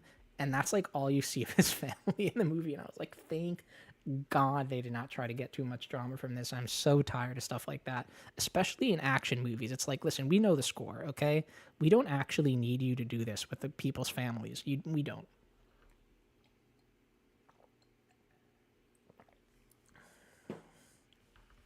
So moving on to another action movie that I liked, Play Dirty. This is Shane Black. It's consistently funny, consistently interesting and entertaining. Exactly what you want from Shane Black, exactly what he's good at. This poster, frankly, kind of sucks. It's a complete nothing poster. I would say this poster just makes this seem like streaming slop, which this movie is not. This is a very entertaining movie that has, I would say, a surprisingly serious ending that I liked. Lakeith Stanfield is very good in this. Stanfield. Rosa Salazar, who I really, really like. They're both really good in this. Maybe the best thing about this movie. There's quite a lot of good things about this movie. It's number 23. This has a Netflix Death Note reunion scene with Lakeith Stanfield, who played L in that, and then whichever one of the Wolf brothers, I'm going to say Nat Wolf, but I could be wrong, whichever one of them played Light in Netflix Death Note, there's a scene with them together, which was awesome. They show up separately in this movie. I was like, please, please, please let them have a scene together. And they do. So that was nice. Generally quite a good movie. Number 22. Okay, we're slowly moving toward a different tier. We're still on the 7 out of 10s. We're starting to get up there to the 8 out of 10s. Not yet, but we're getting there. Mission Impossible, The Final Reckoning. I like this movie. The crazy sequences in this, the 2 big advertising sequences, they didn't wow me quite as much as they did other people who watch these. Excuse me. I'm feeling it, from how much I've been talking. Might have to take a break soon. But this movie has a lot of strengths, many strengths, that Christopher McQuarrie has kind of built up over his time with this franchise. I actually generally like the references to past movies, which a lot of people said they did not like. This movie has a huge emotional gut punch early on, which I liked. It was very just impactful to see that. And I like having Ethan working directly with the government because he almost never does that in these movies. So that was a big change. And then that sort of segues into a lot of the war room stuff that you get with the president and her people, which I gotta say, I kind of liked. I don't care if it's distracting from Ethan's thing, as long as it's good. If it's good, it's good. That's just what I have to say in the end for things like Happy Gilmore, things like the War Room stuff in this, which was roundly hated by a lot of people who are just like, cut it out of the movie. We don't need Nick Offerman and these War Room people. We don't need Shea Wiggum. Also in Netflix Death Note, by the way. But like, if it's good, it's good. Like, what can I say? The movie is weirdly paced, clearly had production issues due to, the part one, part two thing. Oh, now it's not really a part two anymore. We need to do things to make sure audiences are caught up with that. So, there's things that I wish probably maybe things that probably were in the original plan that didn't make it into this movie. I wish we saw more of Ethan's backstory. That was teased. I wish we got more direct interaction with the entity. And I wish Gabriel was a better villain as kind of the entity's proxy. Pom Clementieff, really great to see her here. She does awesome. I'm very happy she was not only in part one of this. She should continue doing action movies just like Anna de Armas. I think Pom Clementieff has a future there. Hell, put him in a team up. Have him team up. So this movie did end up pretty high on the list. 22 is nothing to sniff at. Could drop with a repeat viewing. But look, if this is the end of Tom Cruise's period as an action star, which it might be, he's getting up there, he's doing some other thing with Alejandro Iñárritu next, then this is a pretty good end for Tom there. Number 21, Wake Up Dead Man, a Knives Out mystery. So this is very skilled filmmaking, just like the other Knives Out movies are. I do think this movie was maybe lacking something compared to the other two. I think it maybe is my least favorite of the three, but it's number 21, so come on, it's still very good. It is more straightforward. It's kind of the most straightforward of the three, I would say. And because of that, I feel like it's not a terrible idea to maybe watch this one first if you wanted to. It would be interesting to introduce someone to these movies out of order, I feel like. I like the positive portrayal of the main priest character, showing, well, like, here's what an example of a really good priest would look like. I like how it addresses the politicization of Christianity, in a very focused way, you know what I mean? Where, like, it doesn't attempt to, like, use that as a springboard to jump into, like, all kinds of political and social discussion. It's like quite focused on just Josh Brolin and the I don't really know how to describe it without spoiling, the other character who is like sort of trying to give him a platform in that way. It's very focused on them. Very interesting to think about what the original Knives Out movie, the kind of political stuff that movie deals with the Nazi child character was Jaden Martell, I think, is the actor. And how we're still here. We're still talking about it in 2025. Many years later, we're still dipping into, that closely related subject. So years later, there it is. Still really like this movie. Really liked how the mystery plays out, and I'd still be up for Rian Johnson's Star Wars trilogy. I gotta say, I would, if he wants to do it. I like Last Jedi. Okay, we're getting into the top 20, folks. We're here. We've made it. Less than an hour and a half in. That's good. Maybe we can wrap this up before 2.5 hours. I think we'll do that. I think we will. And my number 20 movie of 2025 is Roofman. Here it is. It's another movie that's too long, I will say. But I like pretty much everything else about it. Channing Tatum, very charismatic. Kirsten Dunst is always good. The rest of the supporting cast, you can see a lot of them on this poster, are good. Derek Cianfrance is a very interesting director. He does these sort of down-to-earth interpersonal dramas that sometimes have crime as an element, sometimes they don't, and he does them really, really well. Like, this is kind of his wheelhouse, and Roofman actually is in that wheelhouse, despite how the trailers and this poster make it look more like a comedy. Roofman is in that wheelhouse, very much like his other movies, Place Beyond the Pines, and Blue Valentine does not have the crime element, but, still an interpersonal drama. There's still elements of that. And this movie is totally in there. This movie, I will say, I don't know if this would have made top 20 without Ben Mendelsohn and Uzo Aduba in here. You can see them on the poster on the lower left. They play this singing preacher couple, and that is such a joy to watch. These characters, I really wish we could have had more scenes with them. This movie is not that much of a comedy, like I said, so they're not in it that much. But man, I'd watch a movie about these two. Part of why it's so enjoyable, and just fascinating to see how did he live in that Toys R Us for so long, because it did really happen, and you get to see that.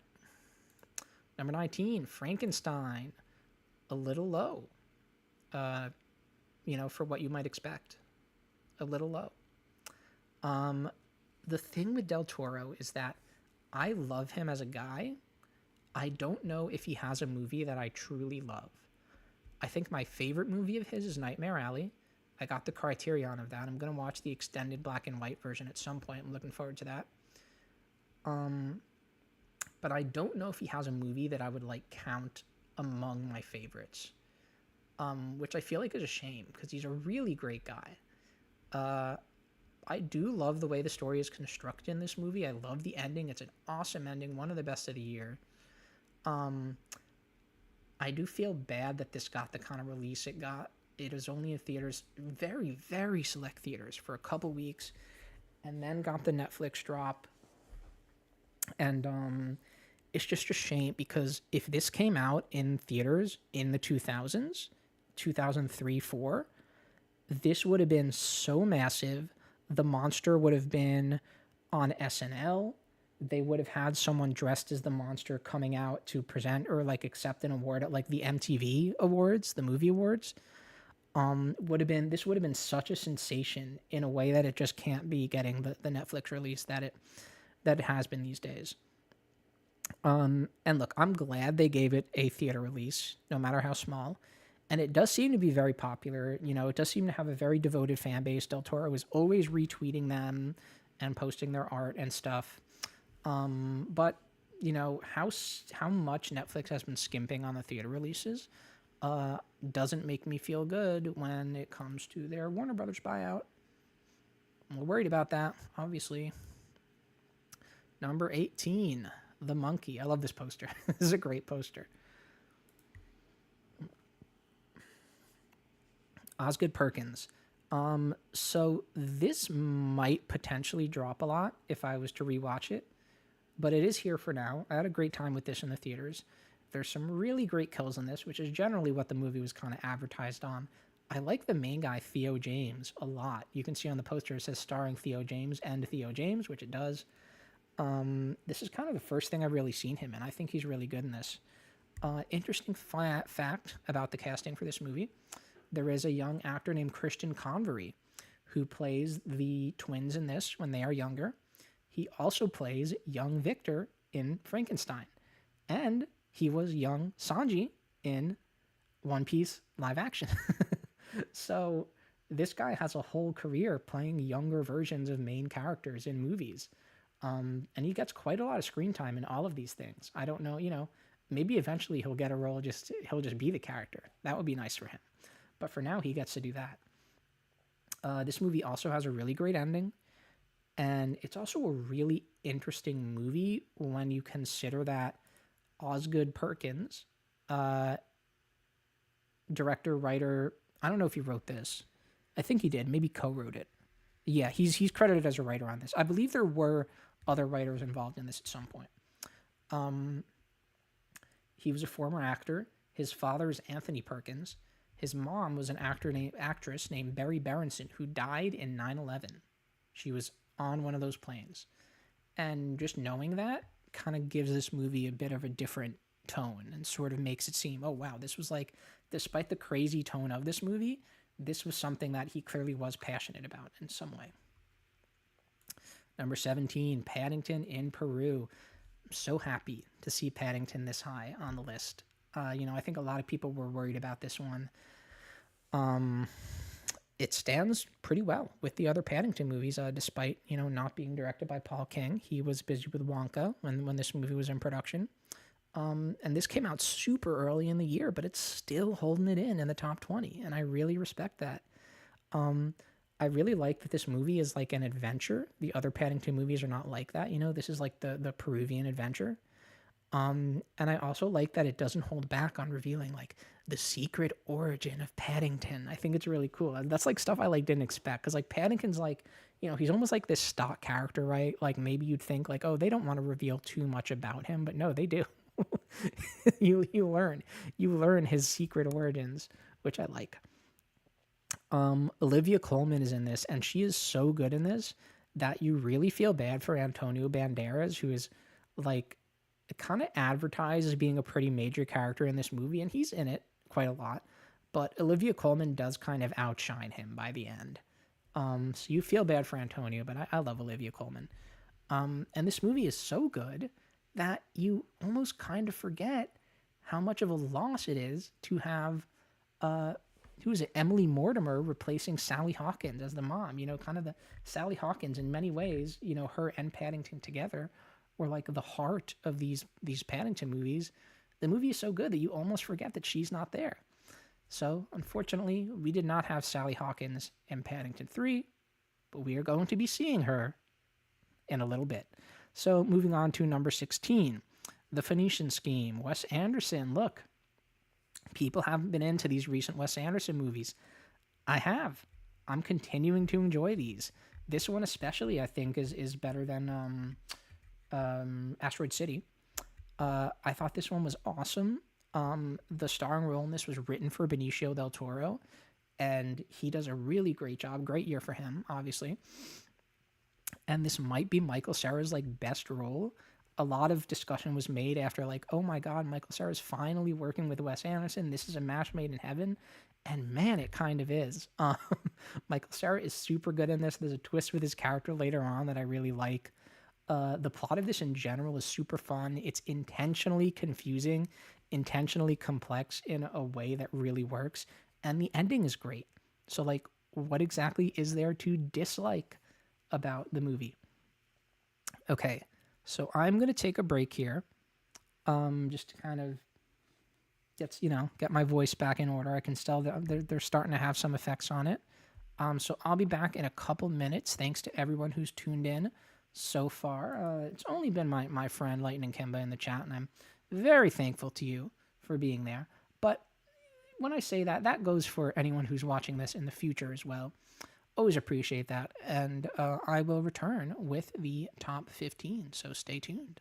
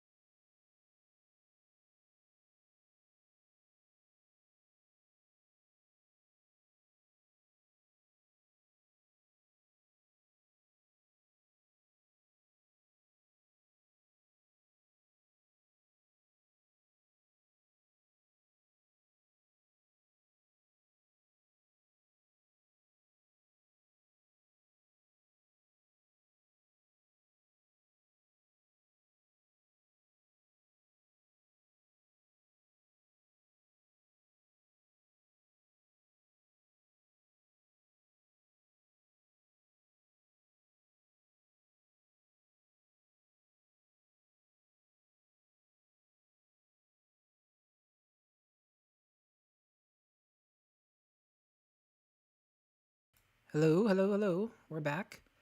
Um, if you saw something flash there briefly for a second when I went on break, don't go back and look at that. That's a spoiler. You're gonna see it. We're gonna show it later. It's a spoiler. Oh, actually, you know what? Let me check something in regards to that. I need credit for that image, which you will see. Don't go back and look at it, but I need to credit it. I need to be a good guy. I need to credit the person who made it for when we see it. Okay, I have the credit. Okay, we have that ready. All right, getting back to the list, we are now in my top 15. I think we're in the 8s by now, I believe. I could check, actually, real briefly here. Let me check. I'm curious.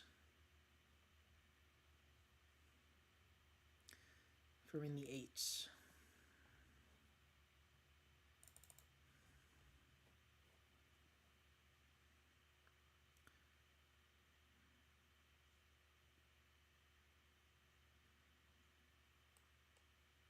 We're not in the 8s.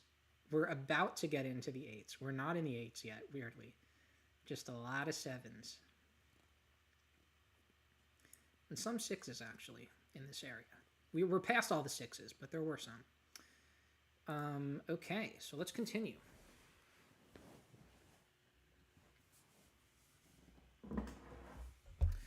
Number 15, going to be a big surprise here for any film buffs watching this. No other choice. Number 15. Probably the lowest you will see it in like any list you're going to watch this year. Except there was one person I saw on Facebook who absolutely hated this movie. This was something, I don't know this person. Facebook randomly showed it to me. I almost wish I saved the post.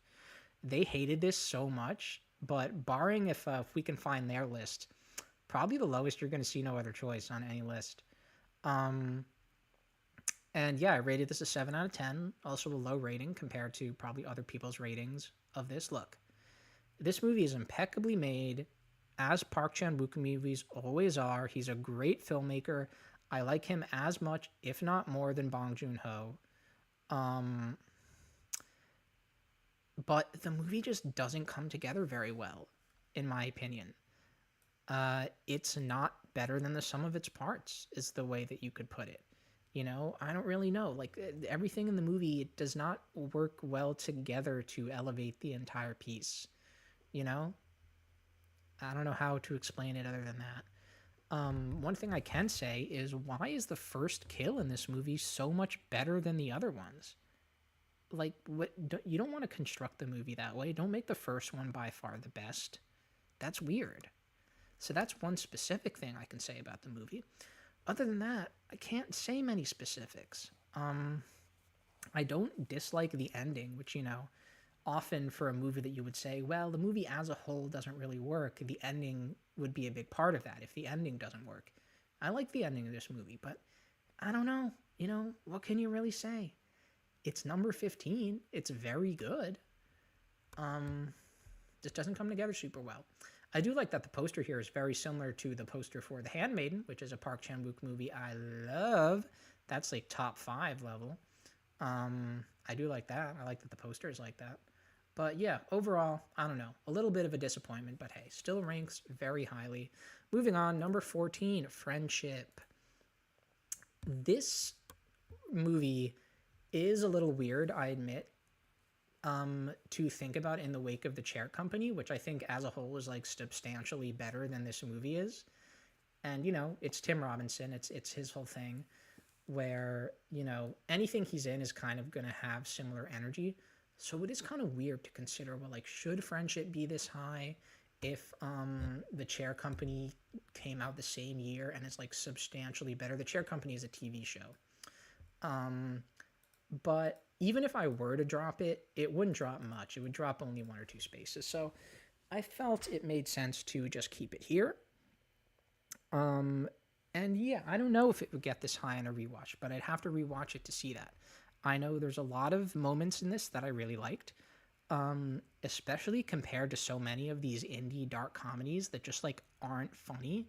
This is actually a funny movie, which I really appreciate. Both the two scenes that really stand out in this movie are the soap scene. If you've seen the movie, you know what I'm talking about, and the scene where he takes kind of a drug trip. Those scenes are some of the best scenes of the year in any movie, and this movie has two of them, so kind of makes sense that it's this high up. Number 13. This is definitely going to be low compared to where some of my friends would probably place it in their top lists. But 13 out of 56, I mean, damn, that's pretty freaking good. And this movie is pretty freaking good. Chainsaw Man, the movie, Reze Arc. The construction of this movie is kind of the most unique thing about it, where it's kind of half a romance movie and then half just completely nonstop, insane, kinetic, propulsive action. Um, Cut right down the middle, half and half. Both parts are super well done, and I also feel like the point where it changes is very well placed. Where there's a point where I was like, okay, I'm about done with the romance part of this. I read the manga, so I knew what was coming. I knew when things were coming. But still, watching a movie and trying to imagine someone watching it, if I was not a manga reader, then I think I would go, all right, can we maybe get into something else now? And just when you're thinking that, it does get into something else. The action starts.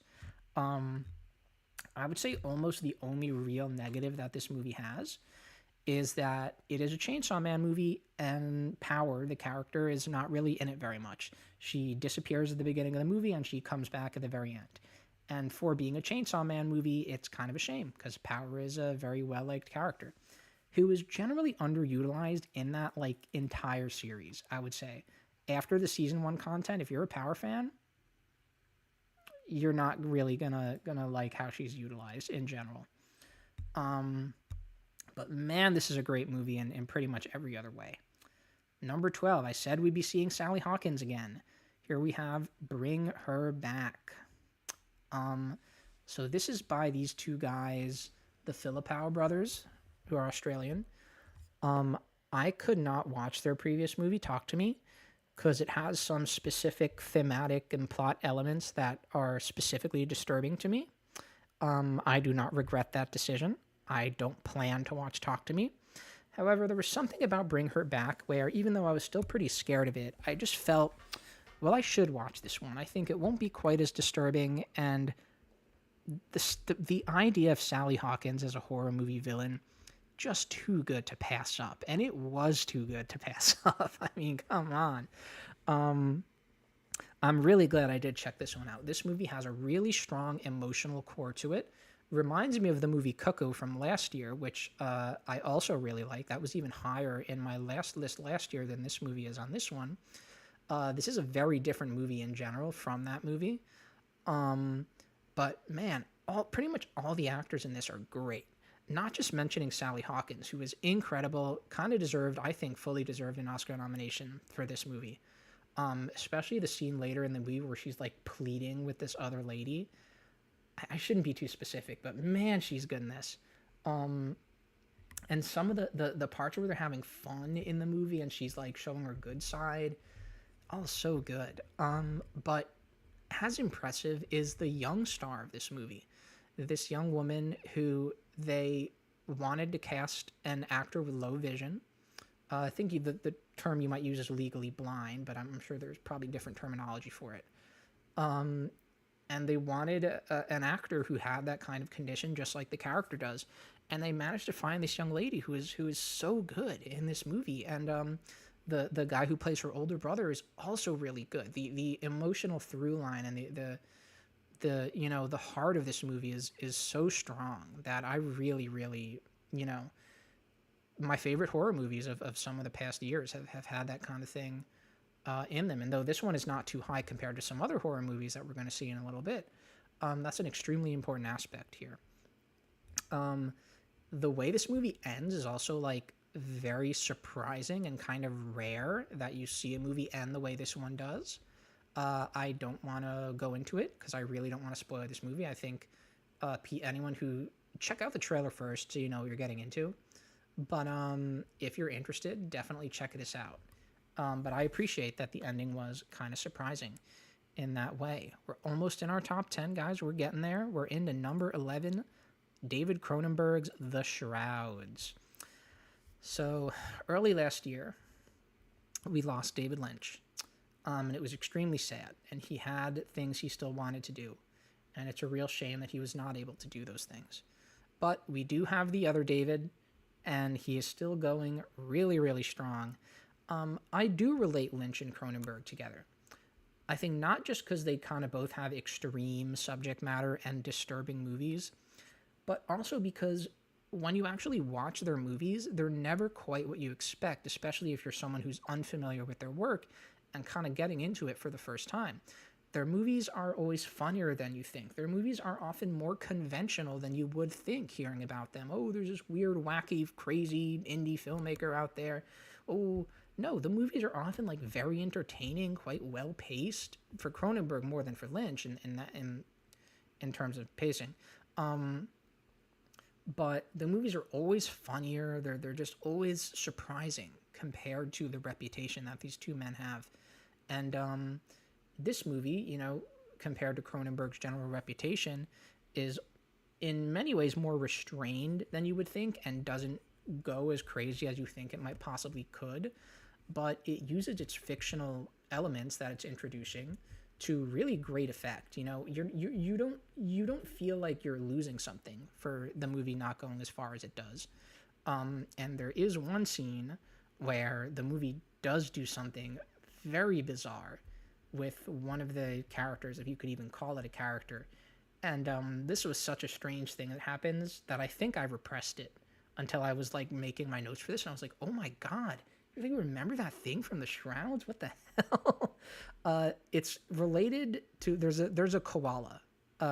It's related to a koala. If you've seen the movie, you should know what I mean from that.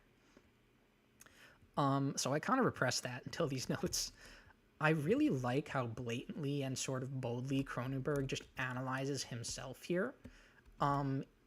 This actor on the left here, Vincent Cassel, if you look up a picture of David Cronenberg, they look a lot alike. He's kind of the person. I don't know if there's any actor who looks more like Cronenberg outside of Cronenberg himself, who does do a little bit of acting, but I don't think he's ever done a role this big, and he didn't want to for this. But he picked a dude who looks almost exactly like him. And Cronenberg analyzes his wife's death in this movie. He analyzes his Judaism in this movie, which is something he has not historically touched on too much in his movies. And all of that just creates this really interesting, consistently surprising movie. And Cronenberg, I've seen now 3 or 4 of his movies. I watched Scanners last year as well. Scanners really good. And yeah, I've been super impressed by Cronenberg. I watched 4 of his movies now, I think. Number 10, Superman. Yes, I have a James Gunn bias, if you didn't know. Probably why this movie is so high. I've seen this movie 3 times now. I don't think I've seen any of these other movies on this list more than once. I saw this 2 times in theaters, and then one other time I made my parents watch it. I think this movie is super well-rounded, makes really good use of all of its characters, and is satisfying in pretty much every aspect, even if it doesn't have any one element or sequence that stands out like some of the other movies on this list do. There is, one scene in this movie that really does stand out, but it's the interview scene, which, is funny to say that this is the scene that really stands out in this big blockbuster superhero movie. Is this interview scene, which very well may be like its kind of lasting impact, like let's say 10 years from now, we're considering this DCU as a whole, fingers crossed we get a lot of it, fingers crossed it does well. I think this first Superman movie might be remembered most for that scene,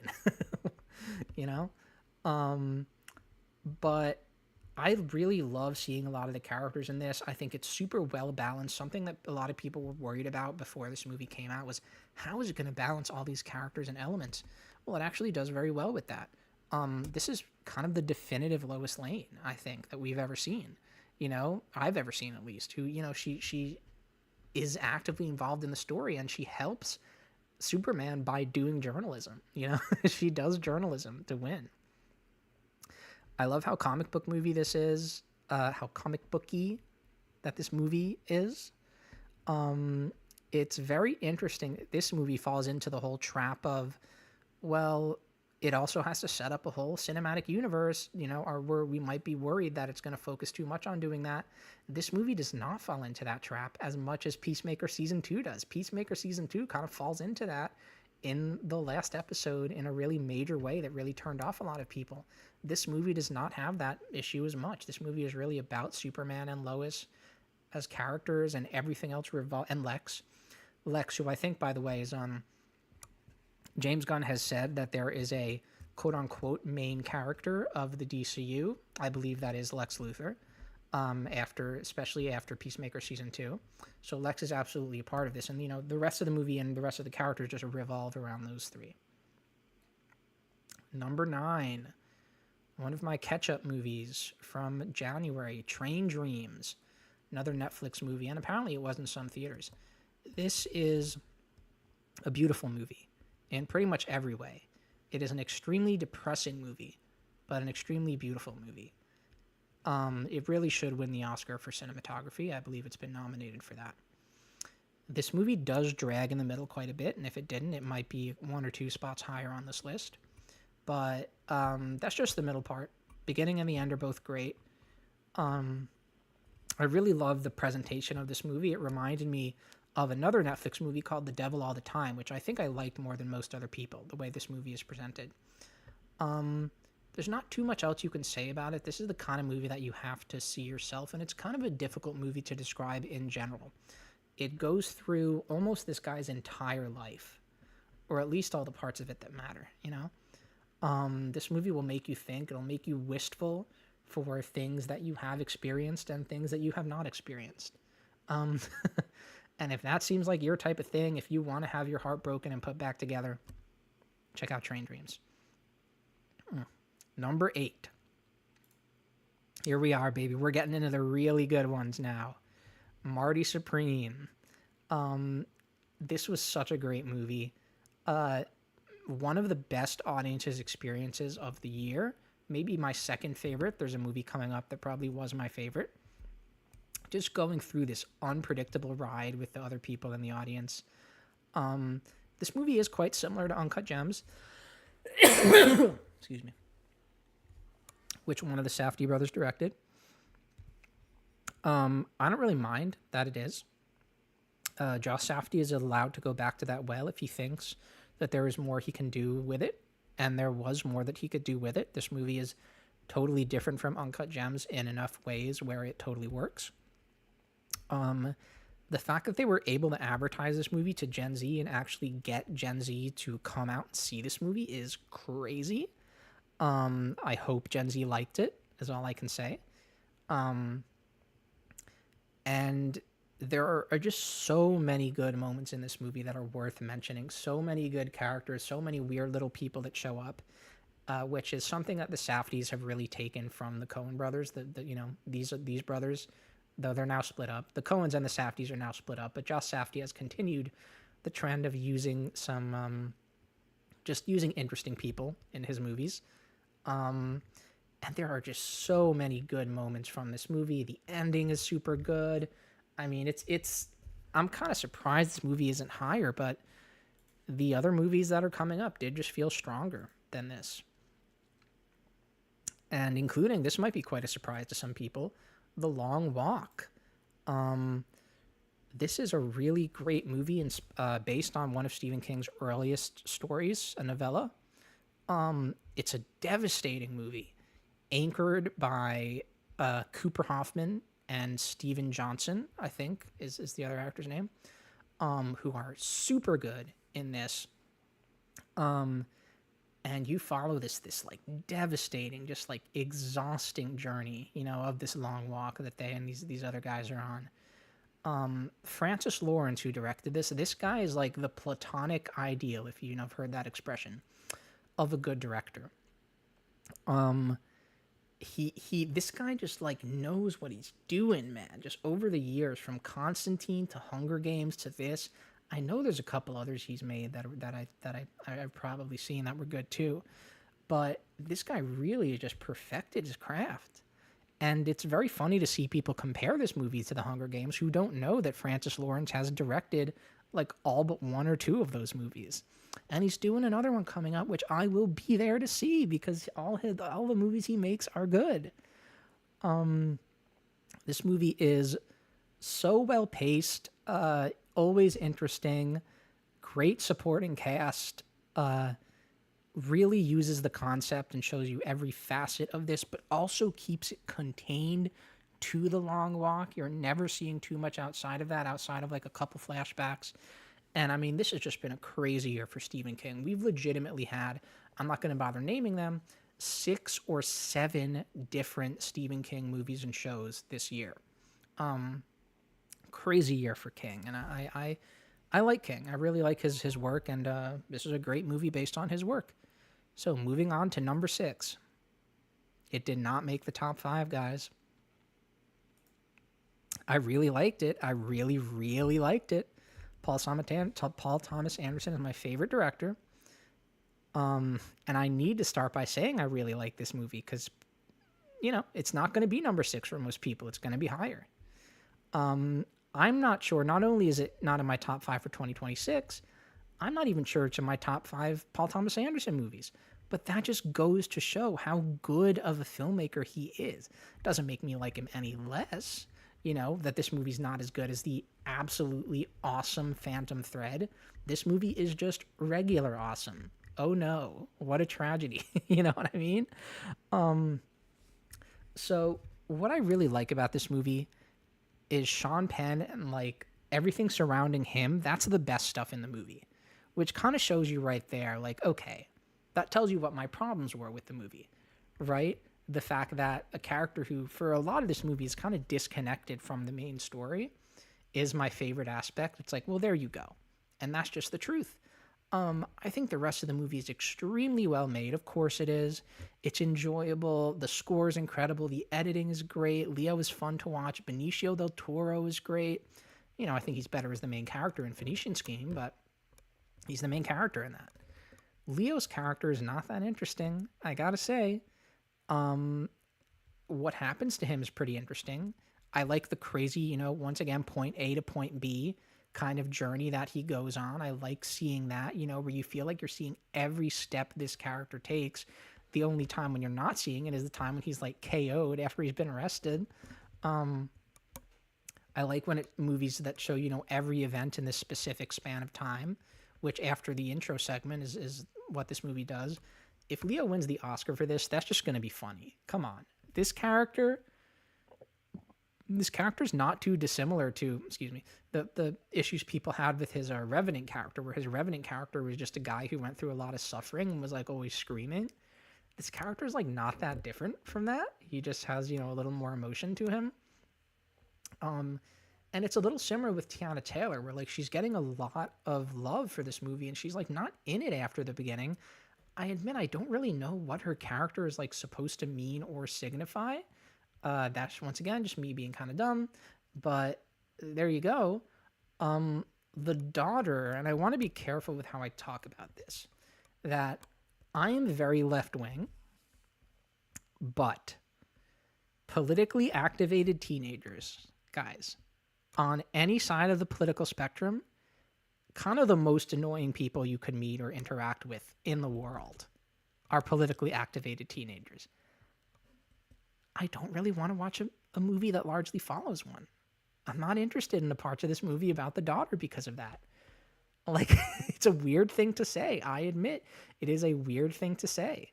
Teenagers are too cringe. That it impacted my feelings on this movie. Take that kind of hot take the way you want to take it. This is my number 6 movie out of 56. Okay. I'm going into the stuff that I did not like about the movie because I need to explain why it is so comparatively low. But let's just wrap this up by saying, despite that stuff, some of which you might think is a little silly or weird for me to say. Um, this movie is awesome. You know, PTA is a fabulous, fabulous filmmaker. This was also quite a good theater experience, kind of a packed theater. But it's the Sean Penn stuff where this movie really hits. Such an entertaining character, such an interesting, you know, this is a good way into the political stuff in this movie is Sean Penn's character. A great way to show how, you know, the current system that they're trying to analyze in this movie is both silly and scary. Sean Penn is a great way to take a look into that. And he is the element of the politics in this movie that really works. Other elements, not so much. Let's say that. Moving on to my top 5. By the way, I'll be very happy when PTA wins Best Director and Best Picture this year. Extremely well deserved, both for this movie and for his entire career. Still love you, PTA. Still my favorite director. Moving on to number 5. Oh, hey, Grimton, welcome. When did you, I don't know, when did you drop in? What were you saying was decent? This? Moving on to number 5, 28 years later. Really great poster here. So earlier when I was talking about Long Walk, I said that Francis Lawrence is the platonic ideal of a good director. And I can't say that for Danny Boyle because Danny Boyle is too good. Yes, Danny Boyle does, you know, make movies in various different genres, which would be like, you know, sort of a good, like, he'd be a good example of being like, oh, this guy is just like, he's a good director. He's not super unique, except, oh, he is still very unique in many ways. And that's why you can't say that about him. Whenever he decides to go in and say, hey, I'm going to film 28 years later on an iPhone and set up like a huge circular bay of iPhones so I can do bullet time shots like kind of from the Matrix, but kind of different in 2026. You might think, oh, this is going to be too much. This is going to be kind of cringe. This is going to be, no. Danny Boyle makes it work, and he makes everything he does work. When he shot the original 28 Days Later, he made all that work, and I watched that movie for the first time earlier this year and really enjoyed it. And 28 years later, all of it works. It's not too much. Some people said it was too much. Don't believe them. It's not too much. And that combo of Danny Boyle and Alex Garland, they're just killing it. Garland, you know, he doesn't always make great movies. He co-directed Warfare, which was much higher on this list, or much lower, despite still being good. But man, when he hits. You know, Dread, Ex Machina, and let's hope he's going to hit with the upcoming Elden Ring movie, which I think he will. I'm really looking forward to that. I honestly think they maybe could not have picked anyone better for an Elden Ring movie than Alex Garland. I really think that. And he does a great job as the writer here. Together, these two guys crafted a beautiful, scary, depressing, and kind of also uplifting story. The worst thing about this movie is just that the story is not finished because it's the first in a trilogy. The second one came out last month and was great. So now we just got to wait for that third one to complete it. And I think we're going to have a really awesome 28 years trilogy, which is going to be just totally cool for a thing like that has happened. For this, like, you know, random beloved zombie movie from the early 2000s, had a weird sequel that people didn't really like, and then it comes back with a whole trilogy, and for all of them to be great, I mean, oof, that's just rad. It gives you faith. Gives you faith in movies again, which I'll get into a little later. Sorry, hold on. Number 4. I have this marked as number 6. On my list, it is not number 6. It is number 4 is Weapons. So, yep, we're still doing horror movies. Like I said, last year especially was kind of a year for elevated horror, things like The Substance, things like Longlegs. This year was just the year for just like pure horror. Just some good old-fashioned horror movies with enough newness, enough weirdness in there that just makes them really great, puts them high up on this list. Weapons does not dig too much into the horror elements until the second half, but it's still very much a horror movie. Marty Supreme, I said, was my second favorite audience experience this year. Weapons was my first favorite. Every single thing in this movie hit with the audience, which included me. I was gasping, laughing right along with everyone else. This was so fun to watch in the theater. That finale, I mean, holy crap, man. What a finale. That is so good, dude. One of the best scenes of the year. Um, I would really love watching YouTube reactors react to this movie if there weren't some really disturbing things in this movie that I have to skip in reaction videos, which I have done. I've watched 2 or 3 reaction videos to this.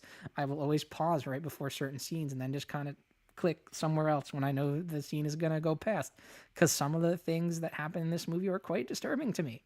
Um, I'll admit, I I don't want to spoil this movie at all, and I think kind of everyone should pretty much see this movie.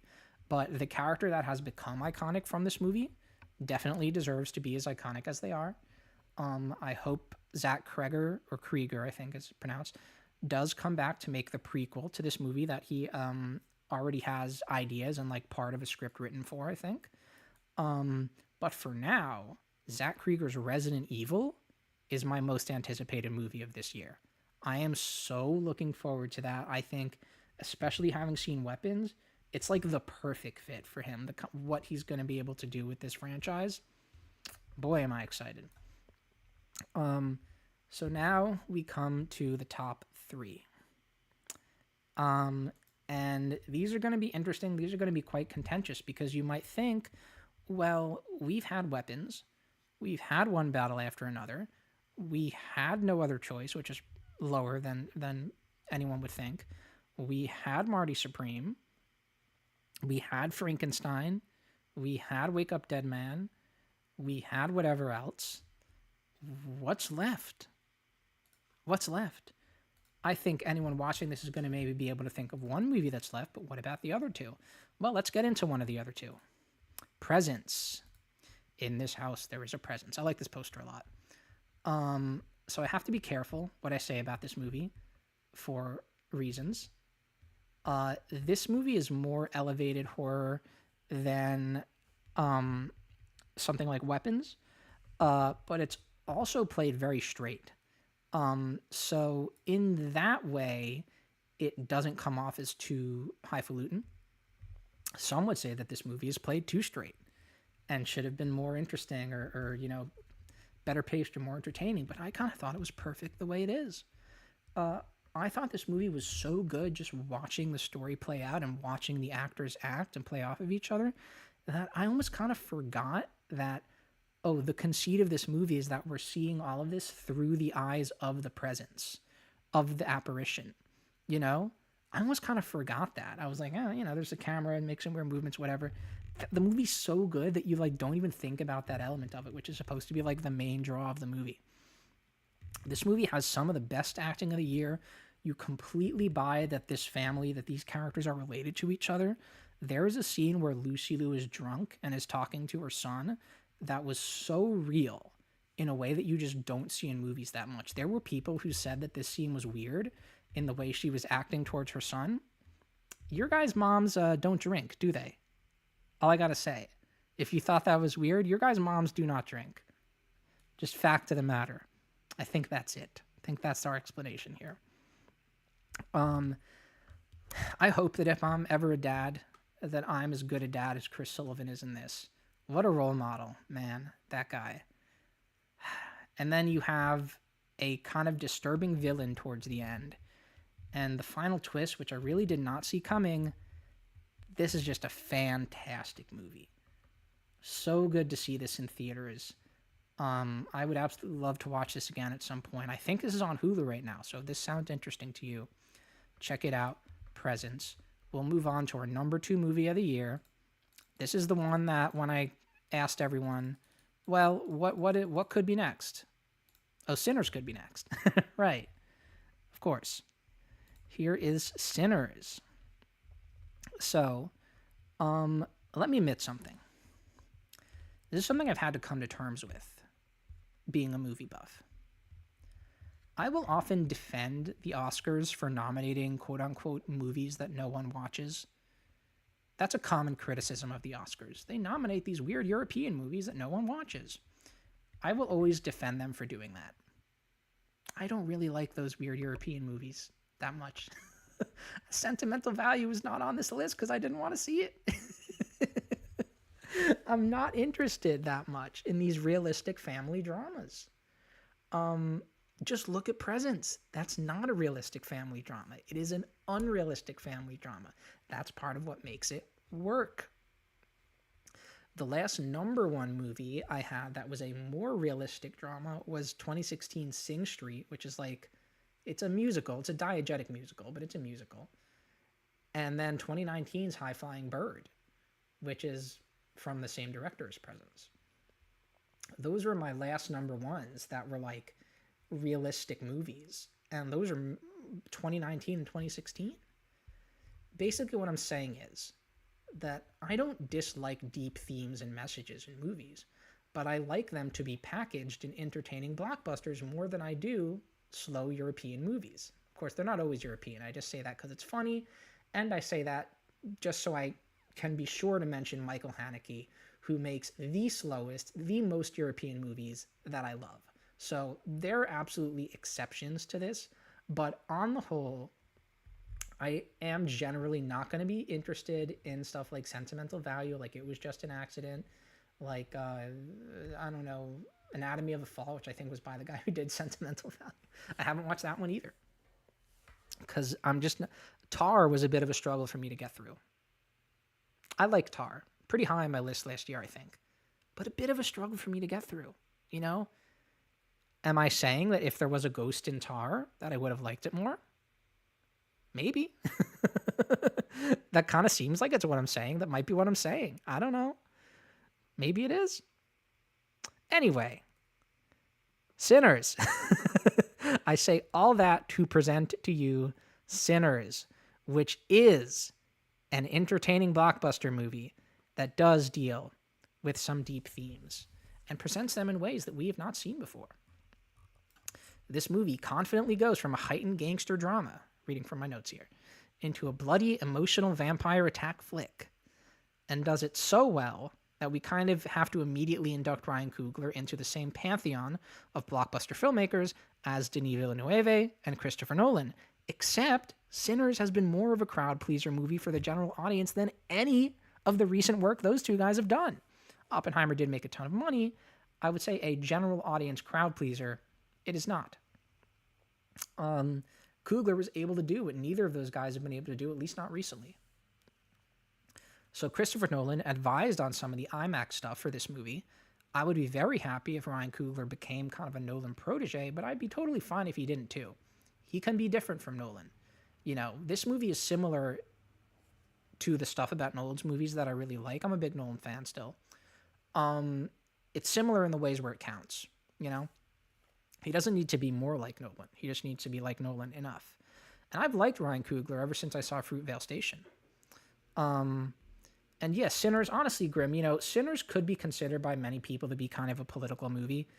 I think just if you like good movies, you will like this movie. And there's some interesting stuff that it goes into. You know, you know, I'm not the expert on any of this stuff. Sinners is super interesting how it compares what African Americans have been through to what Irish people have been through, both in America and in their home country. What is that? That's in this movie? Like, you hear that, you'd be like, what? This movie dips into that a little bit? Yes, it does. Very interesting stuff. And I think if you like good movies, you're just going to like it. So this is Coogler's best movie yet. It's his most well-rounded movie. I also like Black Panther quite a lot. That movie did have some issues. Movies like this, I think, are what we need to make Gen Z realize, like, oh, sitting in this theater and watching this whole thing is actually better than watching 30-second clips of movies on TikTok and thinking I got the entire story. We desperately need more movies like this. I don't even need to mention the scene that's in the middle of this movie, which I think is going to be the single most discussed movie scene of the entire year. Probably already is. So don't even need to go into that. It's there. And look, it's not just like some big, you know, I'm saying like a lot of big picture stuff about, oh, you know, in general, I like movies like this and I don't like movies like this and we need more movies like this. That's not the reason this movie made number two. It just made number two because it's a damn good movie. In the end, it's just that simple. And I think, by the way, probably the best ending of the year. As if all that other stuff wasn't already great, probably the best ending of the year, I think, is over. That's if I had to pick out a single thing that puts it above Presence, it's the ending. So, having said all that about Sinners, very effusive, well deserved. Why is Black Bag my number one movie of 2025? There's a bit of a stain on my stream from last year, my 2024 stream, because you can kind of see me realize during that stream that Nosferatu should have been my number one.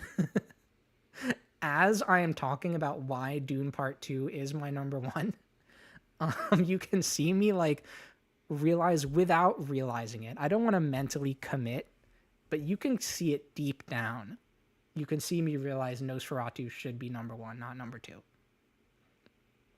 I don't want that to happen again.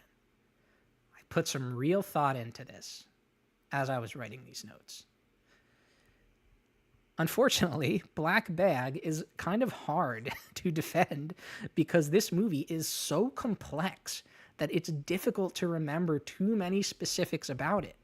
I have to rely somewhat on the paragraphs that Mid-March Logan wrote in my Letterboxd review of this, which is when I placed it at number one on this list. I also have to rely on the late April Logan that put Sinners below this movie. And those are pretty close in time periods, so I trust myself on that. Suffice to say, as I mentioned earlier, they are very close in quality. Extremely close in quality. Number two and number one, there's almost no difference in quality there. There's only one number one, but even so. So, when I was introducing Presence, I said, I can't talk too much about this movie for reasons. The reason was because this is the same writer-director team as Presence. These same two guys teaming up made my number three and my number one movie of the year. So I mentioned that this movie was complex. That complexity is part of what makes it so great. This is a complex movie that works because of and despite its complexity. It has the best of both worlds. If you go into this movie thinking, I'm going to pay maximum attention to this, which I tried to do in the theater, I am going to study every line, I'm going to really focus on everything the characters are doing, you're going to love this movie. I think you're also going to really like this movie if you don't pay attention to any of that other stuff. And I couldn't get all of it in my head. I couldn't hold all of it in there. I did the best I could, but on my first watch of this, I couldn't do all of it. And I really love this movie. This movie, I think, has the best dialogue of the year. This writer, David Cope, he doesn't always hit. He's most known, people always say, from the writer of Jurassic Park. David Cope wrote the script for Jurassic Park. He's written a lot of movies over the year. This guy is prolific. Not a super well-known name. He's very prolific. Look him up. He doesn't always hit, but man, he hit with both this and Presence this year, obviously. The entire main ensemble here of these 6 actors outside of Pierce Brosnan, who is a more minor character, they're all great. Every single one of them are super memorable. They all interact and play off of each other in different ways throughout this movie. They're maneuvering around each other, really interesting ways. The early part of this movie is an extended dinner scene with these characters, the 6 main characters. And I was watching this in the theater thinking like, oh, I'd be okay if this was the whole movie. It might be. What do I know? This might be the whole movie, this dinner. It wasn't, but I was okay if it was going to be. This movie has great twists, great turns, super satisfying ending, not quite as satisfying as Sinners ending. Very satisfying. This movie strikes a very good balance between like usual spy fiction and then the more realistic spy fiction that we got in movies like Tinker Tailor Soldier Spy. But let's get into, I said this was very close to Sinners. So logically, that might mean there would only be 1 or 2 elements that would put this above Sinners in the list, right? One of those elements that I named was the dialogue. if there's another element, what is that? What could that element be? So I want to thank Cool L4 Jess, GES, for making this collage, which I guess it's collages on Tumblr. I found this pretty funny collage on Google for my favorite actor, Michael Fassbender. That's if I had to pick one reason, it's him. I'm a big fan of this guy. Maybe not in the way that I would make this collage, but I did think it was a very fun one to use for this video.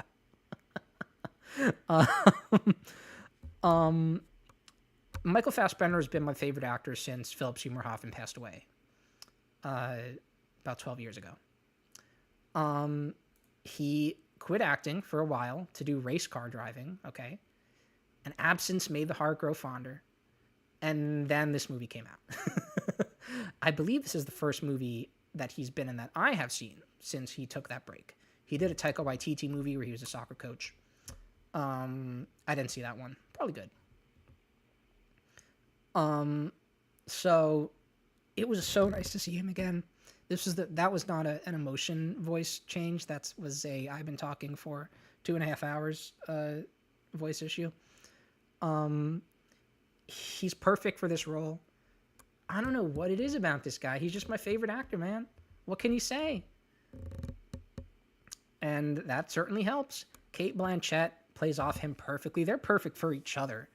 You could believe that they're married in real life, but they're not. Instead, Michael Fassbender has to be married to Alicia Vikander. Too bad for him that he has to be married to Alicia Vikander instead. But, you know, those are the reasons that this movie's at number one. Michael Fassbender, dialogue. And you can't say that's not a legitimate win. Because you can't say, hey, Logan, you can't put a movie at number one because you like an actor in it.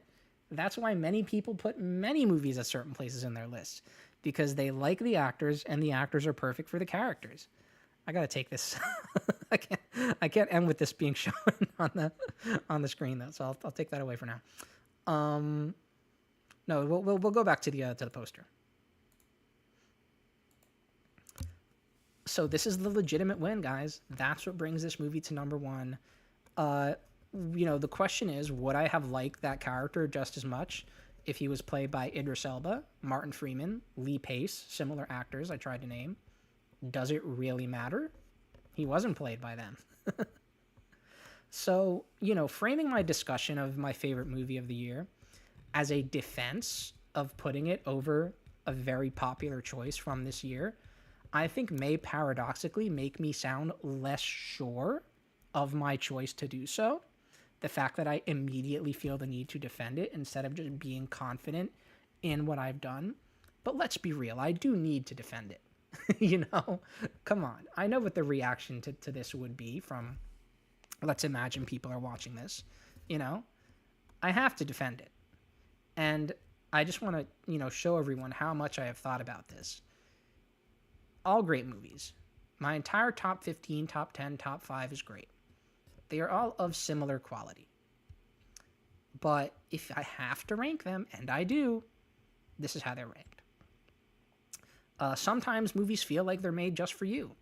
Steven Soderbergh, director of Presence and Black Bag, already did this once with Unsane, a movie I felt was made for me.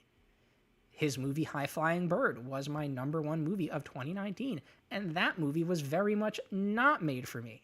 That's a movie that deeply analyzes basketball and its place in the African American experience in America. And that was my number one movie of 2019. So suffice to say, this guy is an incredible director. He can make any script shine. These smaller movies that he's been making, which every one of these is part of, Unsane, High Flying Bird, Presence, Black Bag, all small movies. Black Bag is an espionage thriller, kind of, but you have to see it. It is not a large scope movie. So these smaller movies have been just incredible. And this is just another step in that crazy connection. I'm so happy he didn't retire a few years ago when he said he was going to. So that's the list. We're about to reach 2.5 hours. I had a feeling the stream would be about this long.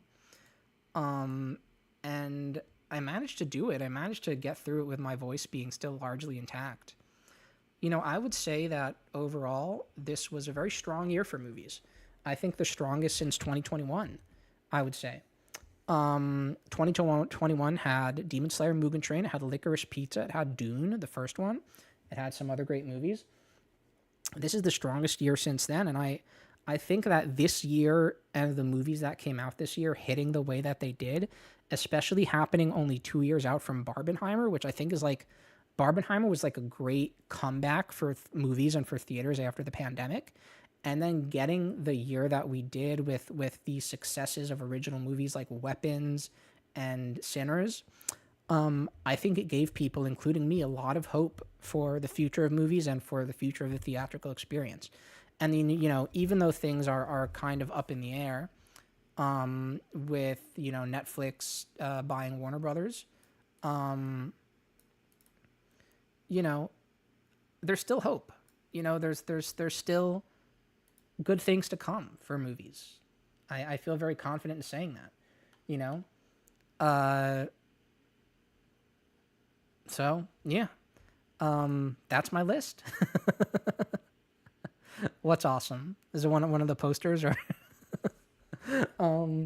I mean, yeah, and that's really what I have to say about it. I like to end on that positive note because I haven't always been positive in these streams. There are some years that have been rough in between 2021 and this year. There are some years that have been pretty rough for movies where I look at my list and I'm like, man, my top one movie from this year isn't as good as any movie in my top like 7 from another year. But this year had some great movies, so I wanna end by being optimistic about that. That's Tom Cruise right there, by the way. That's a Mission Impossible poster that I need to hang up somewhere. So we're going to end it there. We've reached 2.5 hours, longer than most of the movies on this list. I want to say thank you to Lightning Kimba and Grim Twin for tuning in during the stream. Thank you to anyone who watches this in the future. Thank you to anyone who comments in the future, which I will try to respond. And I just enjoy doing these streams just for me so I can get all my stuff in order, both in writing the notes for this and then in finally doing the stream and reading off the notes and adding the things that I feel like adding. I mentioned at the start of the stream that I had 18 pages of notes to go through these 56 movies. So it is a real pleasure to do these every year. And I'm going to continue doing them. So thanks for watching. There will be another Zatch Bell 2 discussion stream, I think next week when the chapter drops. But for now, we're going to leave it there. We have gone through about everything we could have. Thanks again, and hope everyone has a good night. Bye.